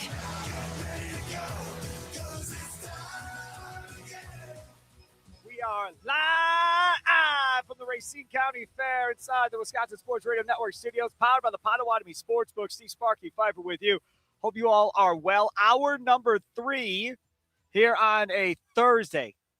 I'd like to tell you this week has went fast for me, but it really has not gone all that fast for me. So I'm kind of happy it's Thursday. I'm trying to get to the weekend. It's the girl's birthday this weekend. So I think we're going to go shopping for our Disney World trip. So that'll be fun. Get a lunch somewhere and just chill on Saturday. I found out I'm cutting the grass when I get home tonight. So that pretty much took care of this evening's plans. So I'm trying to get to Saturday. That's what I'm looking to do. Trying to get to Saturday, Charlie. We're getting there, Sparky. One more day after this, one more hour here. You got it. How are you? How are you doing? What do you got going this week? I'm surviving. I'm working as per usual. I'm working tonight, tomorrow. So come visit me at Raised Grain if you'd like. Have some low down alcohol beer. It's a lot of fun out there. We got trivia going tonight, so that'll be a good time. And the rest of the weekend, just working for the most part. I think my girlfriend is actually going out of town to visit her friend. So I think I get some relaxing Saturday night after I get off of work. So that'll be nice. Yeah. Hey, we were talking about going over to Rami's house. I don't know if you heard this on 9 New the other day. He's got a baby daughter on the way. Mm-hmm. And he's like, I'm not painting the walls or doing anything. I'm like, are you out of your mind? What do you mean? Like, we got to paint them pink, yellow, I don't know, something. Hang some stuff up, make it, a baby nursery like every other freaking family does. Right.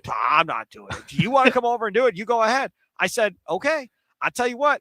I'll put together a group of guys from the station. We'll come over, but you better have burgers and stuff on the grill. You better have some alcohol for everybody that's coming, and we'll come do the damn room for you because she's coming in November, I think, right? So we've got time to go over there and do it. We don't have to do it with, being a hot out as it is. But I think we're going to do it. I think the staff will go over there and we'll decorate this dude's room. And a lot of you haven't seen his house before. So I think we'll just crash his house. You can make the bedroom if he's going to let you do it. A little Packers themed, Sparky. A little Brewers themed. Nah, I'm not. You're not going to hide anything in there? Come on. Nope. But I mean, maybe on one wall, it's a couple of pink walls. Maybe there's Barbie wallpaper on another wall or something like that. Then you got to have the hanging stuff from the ceiling, right? With the little spinny things to entertain the baby. Yeah, all that stuff, right? Sure. Yeah, I think we can do that. I don't know how high quality the work is going to be with the talent here. We probably can't get Crosby to fly in from Nashville for this, but I bet you we can get John Kuhn come down and help decorate his co-host baby room or whatever. Is John Kuhn a good carpenter, good painter? Do we know these types of things? He's got a bunch of kids. He has to have done all of this at some point in his life. I don't know. He was also an NFL player. So I think he doesn't have. He's in Green Bay. He doesn't have a butler and a nanny. But he's in Green Bay. He's definitely got painters and he's definitely got carpenters around. Yeah, so maybe he didn't actually. That's what I'm saying. Yeah, I guess. I enjoy painting. I'm all about doing the painting. So I'd be down for it. So at some point, we're gonna end up at Rami's house and help out his girl who apparently can't get Rami to do anything around the house. So we're gonna go help her out a little bit. All right, 4:00. Let's do this. It's time for your green and gold update on Wisconsin Sports Daily, powered by the Potawatomi Sportsbook on the Wisconsin Sports Radio Network with Steve Sparky Pfeiffer. All right.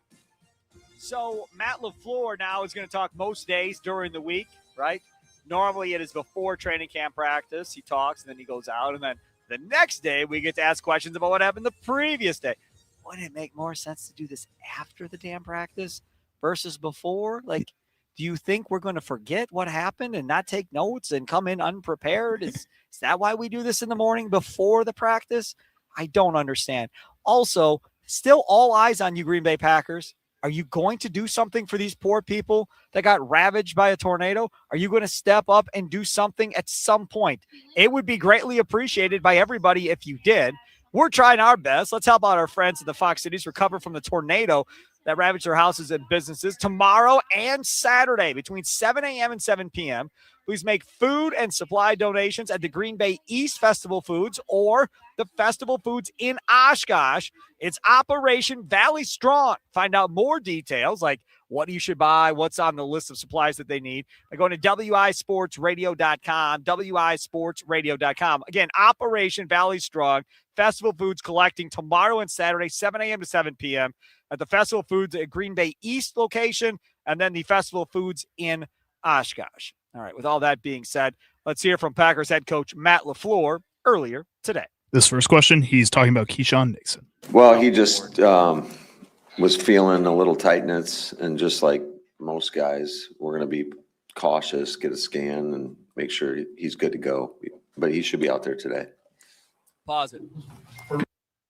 Okay, so I didn't see if Nixon practiced today or not. I'm just going to say this. There was some talk in the offseason that Keyshawn wants a new contract at some point.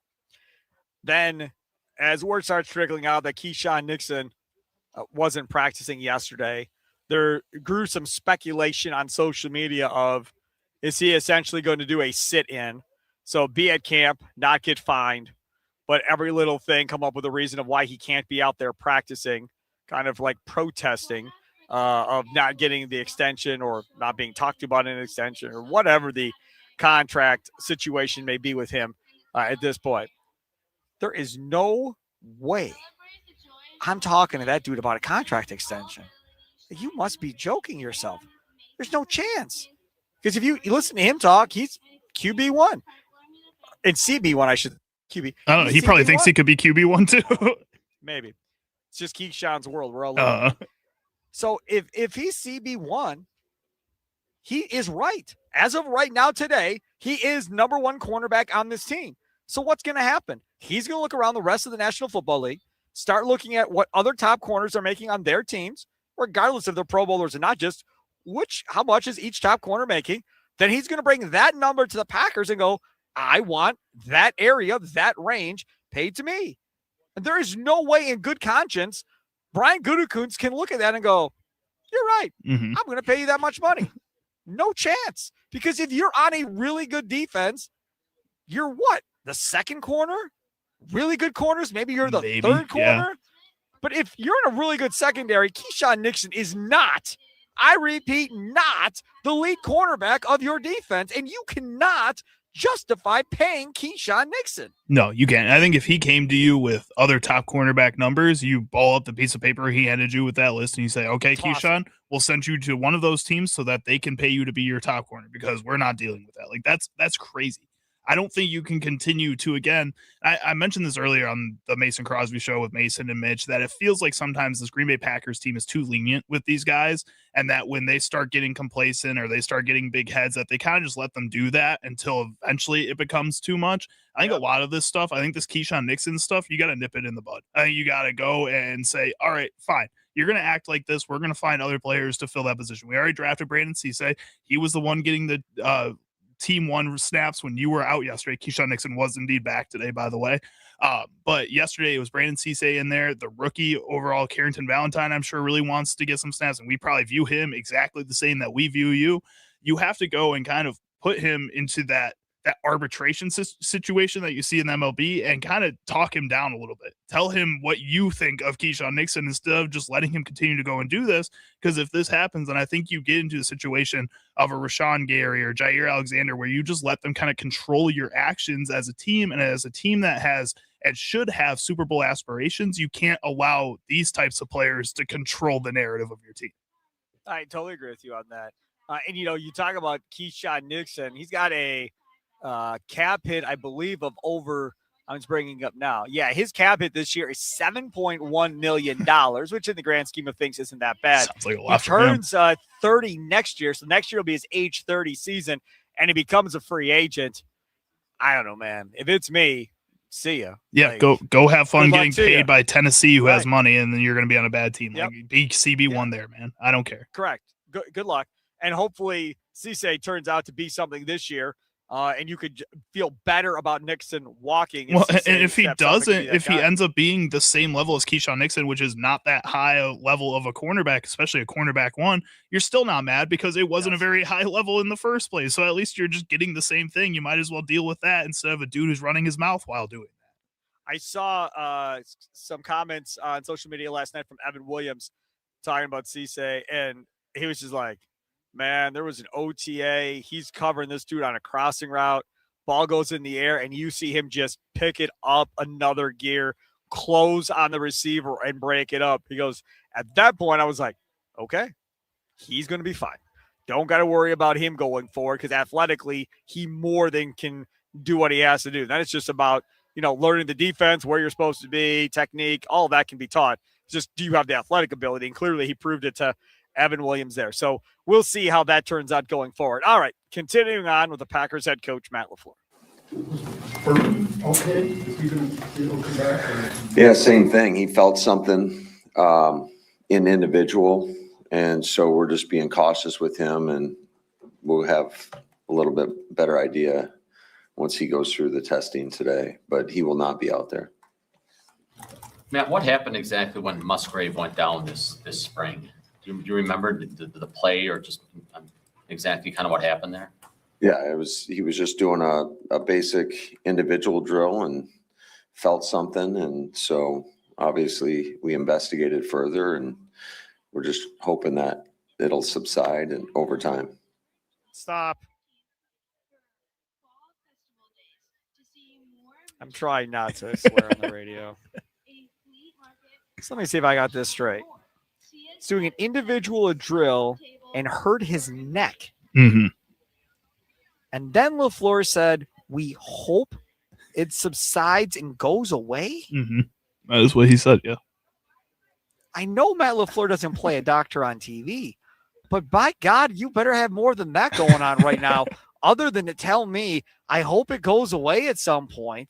Like, that's not very reassuring to me. That type if I'm Luke Musgrave, I'm like, there's got to be more to it than this. Like, there's got to be something I can do to know that this will help me have it go away, other than a bunch of hope and prayers that eventually the pain stops in my neck. Well, that's what's crazy is that it sounds like it was an individual drill, like he said, and that it just came out of nowhere, and that all of a sudden you guys don't know that sounds like a season-ending injury. That sounds like a career-ending type of injury when you talk about that stuff like that, man. Okay, so we're talking about the neck, right? Uh-huh. So have you ever slept at night the wrong way, whatever, and you woke up and your neck was like, oh, man, yeah, a little tight. Yeah, funny. But that doesn't last for weeks. No, it doesn't. That's why I think this sounds like it could be a career-defining type of thing that they have no idea what they're talking about. I don't know if it's going to be career, whatever. I don't know for a guy that's had injuries and neck problems in the past. I think this does sound like something that you have to at least be worried about, especially when you have no information on it over the course of a month at least. They have to know something, and they're not saying. Because that's what NFL teams do, right? At least I hope that's what. But I mean, like, okay, so yeah, you might know something about Micah Parsons and want to keep that hidden because it's Micah Parsons. This is your tight end too. Like, do you really need to be hiding information about your tight end too, who hasn't made that type of impact before? Like, that doesn't seem like it's worth the time and worth the energy to lie or hide things about that. I agree. All right, continuing on, Matt LaFleur. This is fun. I know it's still early, but how have you seen Zaire and Cooper's skill sets mesh and kind of them build their chemistry? Well, yeah, Z's played a ton of football, and I think you can feel his presence and his veteran leadership, not only in the linebacker room or on defense, but amongst the team. So I think he'll be a great guy for everybody in that room to kind of lean on in terms of his experience and what he's seen in this league. Does he maybe allow you to do a little bit more with, not that Quake wasn't an experienced guy, but all that Zaire's done, does that maybe allow you to do a little bit more with Cooper? I don't know. I would think like right now we're all focused on learning a new system, and there's a natural evolution, I would say, in our game every year with an idea of what you think it's going to look like and where it goes to. And I think we're kind of working through that process right now. He had talked about how he had wanted to get Zaire for a while. What have your interactions been like with him? Really positive. I think from day one, just when we got him, sitting down with him and trying to get to know the guy, But it's not a secret as to why he's had so much success. I mean, you can see it, just his approach when he enters the building, how engaged he is in meetings. And then the guy loves to practice, and you can't have enough of those guys. What do you mean to get, Isaiah extended too? Because we talk so much about Cooper and Frank and everything, but having him. Yeah, McDuffie's a glue guy. I mean, he is the epitome of what we want everybody to be in this program. I mean, he's from day one. He loves football. He's a great teammate. And I just think it speaks to his character. So you just can't have enough guys like that. Matt, what do you think Sky Moore can potentially bring to your team this year? Well, I think you saw a little bit of flashes yesterday, and granted, we're still early in the process, but certainly he's proven it as a returner. But I do think there's more out there for him on the offensive side of the ball. So we'll see where it goes. Looked like you had a lot of cat and mouse at the line of scrimmage yesterday right off the bat with Jordan making calls and kind of switching the plays and whatever. How did you think the offense reacted to some of the pressure looks? They're dropping out, they're coming. Did they pick up where they left off from this off? Yeah, I think there was a lot of learning that transpired over the course of the offseason. I think JG does such a great job of giving you, we talked about it today, just some of the disguises. Like, you can't tell, are they coming, are they not coming? And that's only going to get amped up the further we move along into training camp. I mean, obviously, day one, you've got a very limited menu. That'll pick up today. And as we transition in some of those, past situations, some of those looks can get pretty exotic. Do you need to do a little bit more of that since you opened against Flores? You can't get enough of it when you're going against a guy like that can throw anything at you. So, yeah, I definitely think that'll help us, early on in the season. All right, stop. That's enough. This is the thing. I could be wrong. Charlie played college football. Mm-hmm. Dude, you're what? 2 days in a training camp? No, 1 day. 2 days. One day at this point. Yeah, 1 day at this point because he hasn't talked after practice. The first practice of training camp. There's no way that these fools in Green Bay are like, let's get ready for Minnesota in week 1. The first practice of training camp, you think they're out there like, oh boy, we're going to use this against Flores in Minnesota. And come on. Now look, you're putting all of this in because you're going to use it all year long. I could be wrong. I don't think you're starting to think about Minnesota in week 1. You haven't even played your first preseason game yet. Now, maybe when you get to 2 weeks out, something like that, now maybe you start to install and start talking about Minnesota and all of that. If you're really wanting to get amped up to play that football team, this early on, man, these guys are running the defense. It's a new defensive coordinator. There's some new coaches out there. There's new drills. The safeties were running some tennis ball drill, throwing back and forth with the same hand, laterally back and forth, I saw. So all that stuff is going on. Yeah, but I think I think he's talking mostly from an offensive perspective where you have a majority of the same guys in that group, not the majority, but some of the same coaches. You have obviously the same offensive coordinator / head coach. Those both help you keep some similarities there. And I think in a group like that, where you might be a little bit more advanced in your playbook than the defenses at this point. And even so, I think a lot of these defensive players should have been in the playbook already, should know a lot of these plays, should be able to come in and start executing that defense pretty early on, maybe not the first day of camp, but within the first 3 days of camp, you should have it down pretty pat. And I think this offense should be farther into that than the defense is even at this point. So I think it is fair to start thinking about Minnesota, and especially a Minnesota team with a defense that is led by one of the best defensive coaches in the entire league in Brian Flores. And I think that's something worth talking about, worth bringing up, worth thinking about if you're past that point. This Green Bay Packers team is not the New Orleans Saints. Like, that team has a lot to start up. They have a lot of young players that they're trying to get going into a system that they're trying to get going into just playing NFL football. This Packers team has a bunch of players in that offense that have played NFL football and know what to do already. You're beyond that. Start thinking about, the regular season, and the first team that you play is the Minnesota Vikings, which will not be an easy game. I know a lot of people think it's going to be a win. it's still an NFC North team that finished at 500 last season, despite them not being or looking the best all the time. It's going to be a hard game. So you do have to start thinking about it eventually. And then that might be day one, day two. He's Charlie Hughes and C Sparky Fiber with you. Coming up next, we're going to switch gears. We're going to go to the Milwaukee Brewers. I want to talk about your emotional well-being as a Brewers fan right now, because doing that post-game show with Tim Allen last night, I mean, I'm a little bit concerned about some of y'all, I'll be honest with you, including Tim himself. So I want to jump into that. I just want to do a check here, just see if y'all are all right. There's no reason to have a heart attack in July when the playoffs don't start till October, and you're 1 or 2 in the National League and have been for quite some time. You have a comfortable lead over the Cubs, who blew it in 10 last night, and we're in the 10th inning at last check today. I think they did something. They won 4-2 today. Cubs fan. Promotion guy who's a Cubs fan off to my left was like this moment is. That's I figured they probably won the game. So anywho, I want to talk about the emotional well-being of Brewers fans, because we should have this conversation. Like, just be open and honest. That's all I'm looking for. Don't forget, Potawatomi Sportsbook, 2,000 square foot center screen, over 30 different sporting events at one time. You got 2 levels of seating, big, comfy recliner leather chairs, black leather chairs. You got high tabletops. You got huge booths that can seat like 8 people at one time. You can reserve those seats ahead of time if you want. Nominal fee, but it goes right towards your food and beverage bill. So really, you're going to spend that money anyhow. To do all of that, go to Potawatomi.com. Plus, a full menu at the Potawatomi Sportsbook Kitchen. They have all-day brunch going on, homemade pastries and desserts each and every day, over 40 beers on tap, a dozen different specialty cocktails at the Potawatomi Sportsbook. And don't forget about the shuttles to and from home Brewers games. You can do that too. Just got to make a $5 wager or more at the Potawatomi Sportsbook that day. Then tell them you'd like to take the shuttle.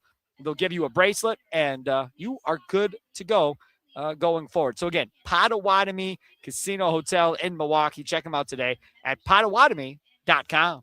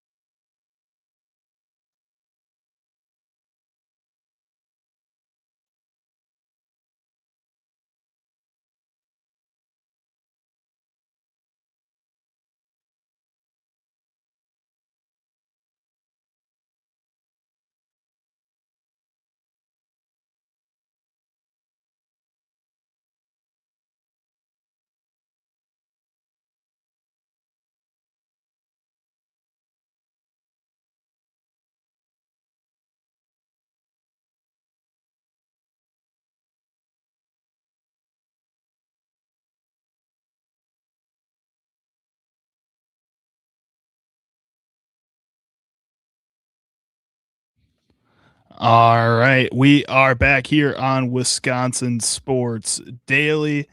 I've been trying to get Sparky's attention for a little bit now. He was not responding to me. It's Sorry about okay. that, buddy.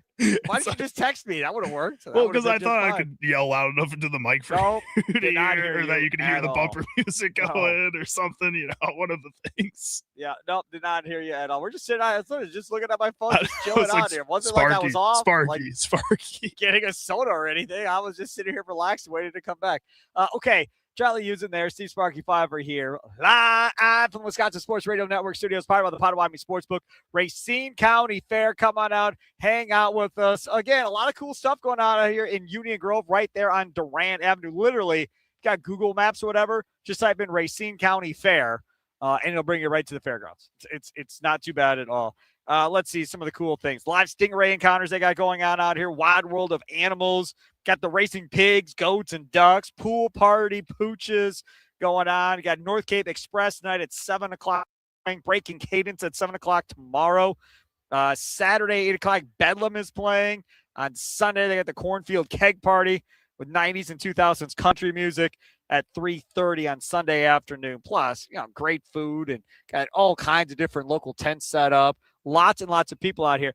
Do you know what else I've realized? There are a lot more high school to 20-something-year-olds walking around here because, it's still summer vacation or whatever else and hanging out here at the fair. Great day to come out. It's still a tradition for a lot of people to go out to your local fair, especially if it's a big one like the Racine County Fair, but even your local church festivals, like I try to go to every year. Like that's something fun to do, man. And I think the tradition still goes out throughout, especially Midwest America. It's awesome. Yeah, no, it's fun. All right, so I've been doing these post-game shows, Potawatomi Sportsbook post-game shows with Tim Allen for the last couple of weeks, and he and I did it for over a decade together. So I know what I'm getting myself into, and I also know that back in the day, and even now, I get very emotional. I tend to yell and scream and get all worked up and all of that. Really? Yeah, it happens. I do get that way.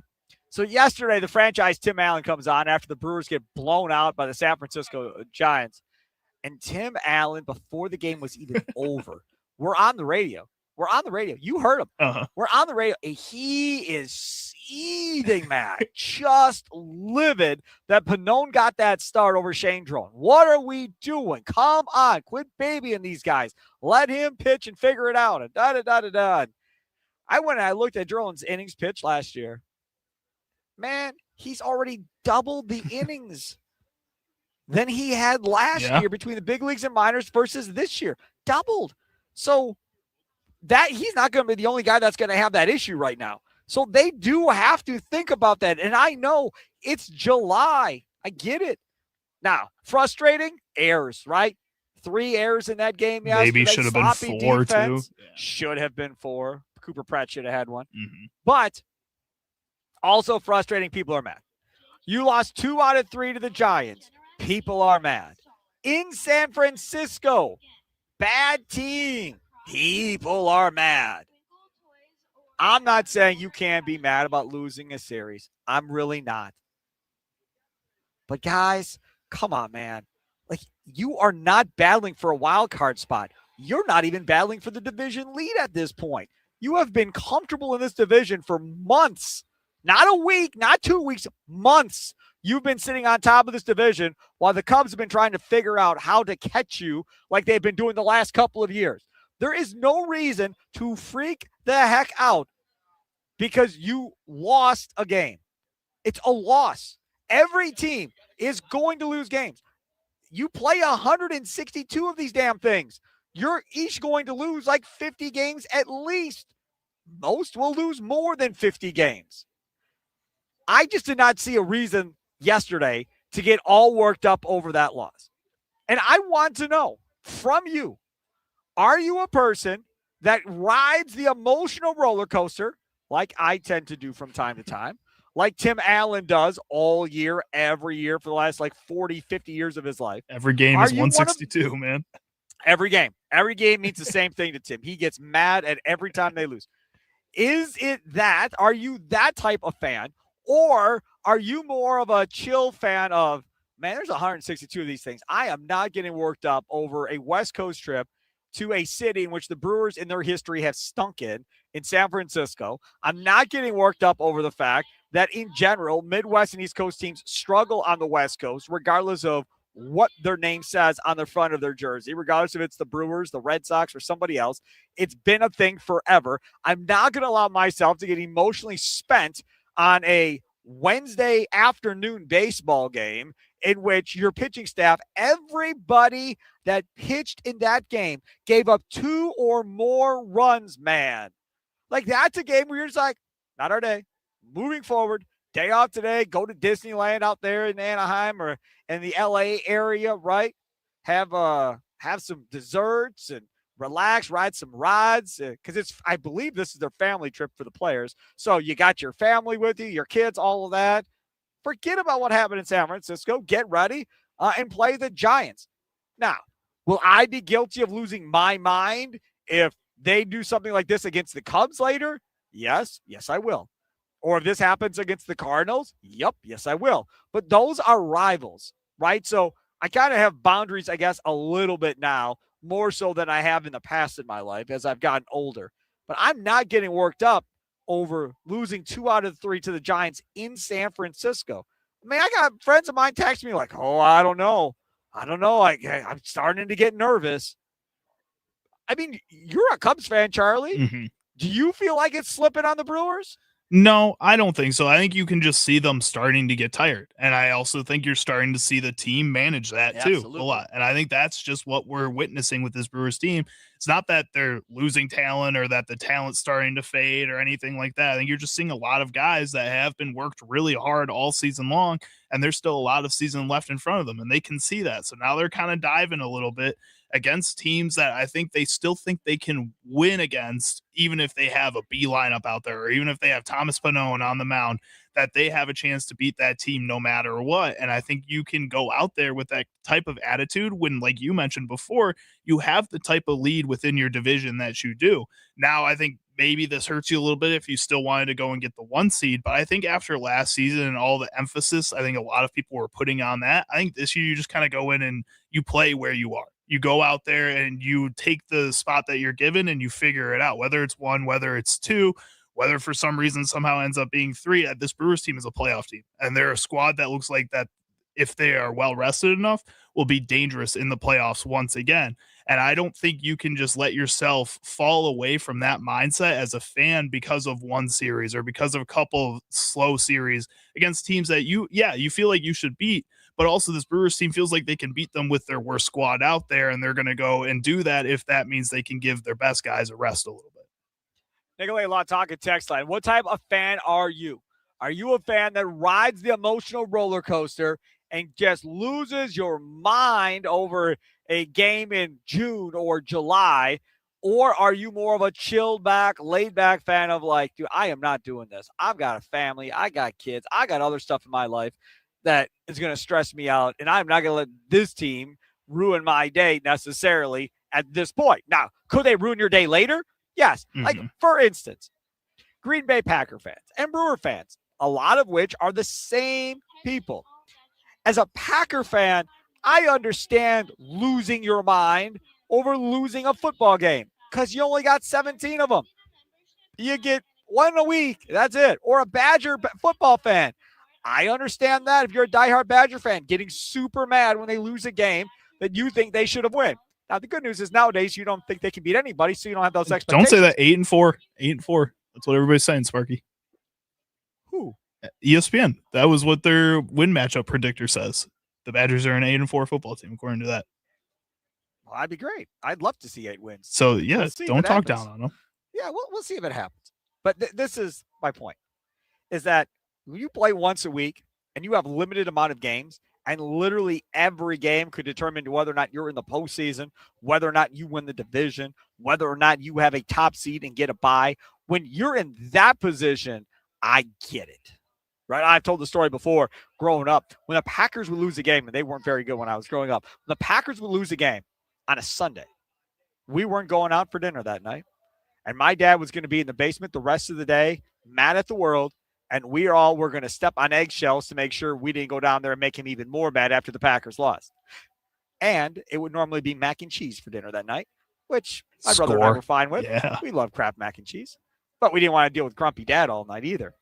Now, if the Packers won on a Sunday, then we're going out for a nice Sunday dinner to a restaurant somewhere. He was going to be in a good mood, might be able to get some dessert, go to an ice cream shop or something. Probably still get Kraft mac and cheese at whatever restaurant you went to. As a kid, Yeah. It was always spaghetti for me, but Okay. yeah, whatever the case may be, right? Or lasagna. But, so that was how it was for me growing up as a kid. So I can relate to being the super emotional one and then it affecting everything else. But my God, could you imagine if you had a parent that got all worked up and wrapped up and let it ruin their day after every Brewer game? Like, your summers would be wrecked if you weren't following a team that was winning 100+ games. And even if that was the case, you're still having 60-some days wrecked every year during your off day. Summer vacation, June, July, and August. Man, I hope the Brewers are good for these 3 months. Otherwise, we're not going to go anywhere and do anything. I mean, that would be horrible. So that's what I want to know. Like, how crazy really are you about this Brewers team at this point emotionally? Nicolay Law talking text line 414-677-1250, 414-677-1250. Dugout YouTube chat is there too. What say you, Charlie? Let's head on over to the Nicolay Law talking text line first because I got John in Franklin on the line. John, you're on Wisconsin Sports Daily with Sparky. Hey, how you guys doing? Doing great, John. What's up with you, buddy? Well, Sparky, you know I made my bones on this radio station with my emotional rides up and down. Correct. And I'm trying to hold the line. Not overreact. You know, I didn't like what went on just from a strategic standpoint yesterday, while the logical side of my brain understands it. And to your point, that opponent doesn't matter to us. Got it. But where I'm trying to draw the line is, how is this team going to perform differently than the team I saw in the playoffs last year, specifically how they played against the Dodgers? And as much as we're talking about pitching, and I get all that. What concerns me is how this team performs against really good pitching, because let's face it, it's what I said yesterday. You're not facing, the Reds' fourth starter. That's not happening. You're going to be facing, if we advance to where we want to go, we're once again going to be facing elite pitching, and we're going to have to figure out. I understand pitching trumps hitting. I mean, we've kind of proved that, but the guys in this lineup, they've got to, when somebody's on and nobody can get to them after the first time through the lineup, I just would like to see, hey, let's try to get 18, 20 pitches on this guy this inning. I mean, is that even a strategy? I played baseball, but obviously not at any high levels. But just sitting back as a fan, I'm just like, I know they got a good bullpen, but we can't hit this guy. So let's get somebody else out there and see if we can hit him. I think, John, thanks for the call. Last year, I watched quite a few road games for the Brewers, for road announcers. I haven't done it as much this year. But a lot of what I saw and heard last year on road announcers, normally radio guys, was the whole idea of, man, this team is a pain in the butt because they foul off everything and they get to your bullpen quicker than anybody. Now, I don't know if there is a website that keeps track of average distance a starting pitcher goes in a game against every team in Major League Baseball, meaning, right? So could you go to a website and say, okay, which team gets the starting pitcher out the quickest? Maybe the Dodgers, the starting pitchers only average 4.5 innings. Against the Brewers, maybe they average 5.5. Against a bad team, maybe they're averaging 6 innings, per game. I don't know if that website exists. If it doesn't, somebody's listening. That would be a cool thing to be able to go see, because you're absolutely right, John. When you go and you face Glasnow, Yamamoto, if Ohtani is back, you go face those guys in LA for the Dodgers, you absolutely want to get to their bullpen as quickly as possible if you can't hit the starter. And if you're allowing them to have single-digit pitch innings, Now you're just saying, great, I'm going to be stuck facing this dude through at least 7 now at this point, instead of being able to work these guys, make them throw more pitches, foul off pitches. Now, if he's got your number, maybe he's out at 5 because he's up to 100 pitches, and you can finally get to face somebody else and try your luck there. It's a great point. I just don't know where they rank, like, according to everybody else. I will say it does feel like they aren't doing that as well as they did it last year, Charlie. No, and I think one of the problems I've noticed with this team, and I think I noticed this a little bit last year too, is that if they do get pitched deep by one of these better starting pitchers or a guy that maybe surprises them a little bit, they get extra aggressive once it gets through that first, maybe second time through the lineup, and the whole team all of a sudden is Jackson Churio, and they're swinging as hard as possible, as quickly as possible in these counts, and it feels like they lose all of that mojo that they had going into the game.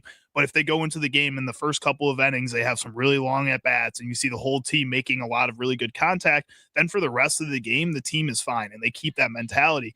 They just can't, when they get stressed out, lose that mentality over and over again. They have to find a way to stay calm, which I think a team like the Dodgers, being how led by veterans they are at the major league level, they can do that.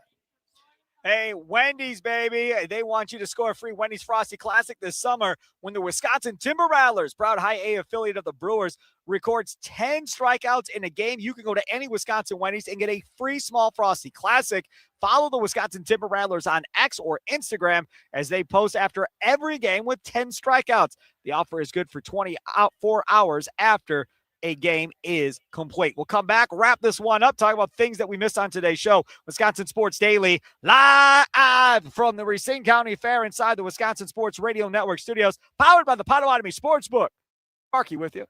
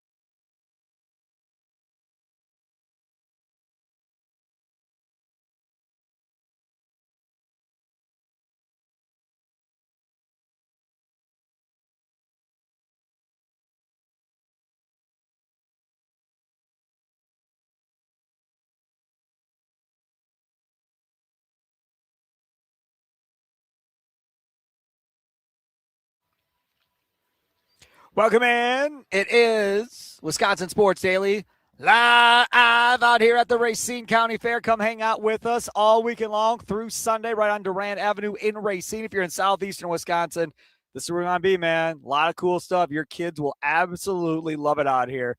This fair has a ton of stuff geared towards kids. A ton. Like you think State Fair has a lot. This thing really has State Fair in that aspect. They have a ton of stuff and a lot of different tents and food and all that. Make sure to do that. Habish and Rotier, baby. National reputation, hometown service. Been helping injured Wisconsinites for nearly 100 years. This firm has built a national reputation while staying rooted in its Wisconsin communities. 13 locations all over the beautiful state of Wisconsin. And you want somebody that's approachable, somebody that you know is going to bust their butts for you, that looks you in the eye when you talk to them and don't look through you waiting for the next client to come in. That's what these people do. That's how you get the hometown service perspective on all of this. Check them out today at Habish.com. Again, Habish.com for Habish, and Rotier. Okay, coming up tomorrow, Brewers and Angels, game 1 of that series in Anaheim. We'll see if the Brewers can rebound after losing 2 out of 3 to the Giants. Baseball coverage on the Wisconsin Sports Radio Network is presented by Xfinity. Score the most reliable Wi-Fi, one price, 5 years. Guaranteed. Xfinity. Imagine that. That'll do it for Wisconsin Sports Daily. Thanks to everybody for helping us out. Promotions team was really working over the top extra today as we had some issues we were dealing with out here at the Racine County Fair. 8+ for the effort and execution. We got it all done. Charlie Usen was a monster back in the studio between the Mason Crosby show once they were having stuff going on. This show, while this stuff was going on, Charlie just kept it all on the rails and kept it on moving. Nicely done by Charlie Usen as well. Don't forget tomorrow morning we have Wisconsin Sports Wake Up Call with Josh. Guess what? I'm on 7 a.m. to 8 a.m. tomorrow morning. I'll be in the studio. So look forward to talking to you then. Enjoy the rest of your night, Wisconsin. That'll do it for Wisconsin Sports Daily, live from Wisconsin Sports Radio Network studios, powered by the Potawatomi Sportsbook at the Racine County Fair. Good night, Wisconsin. Toodles!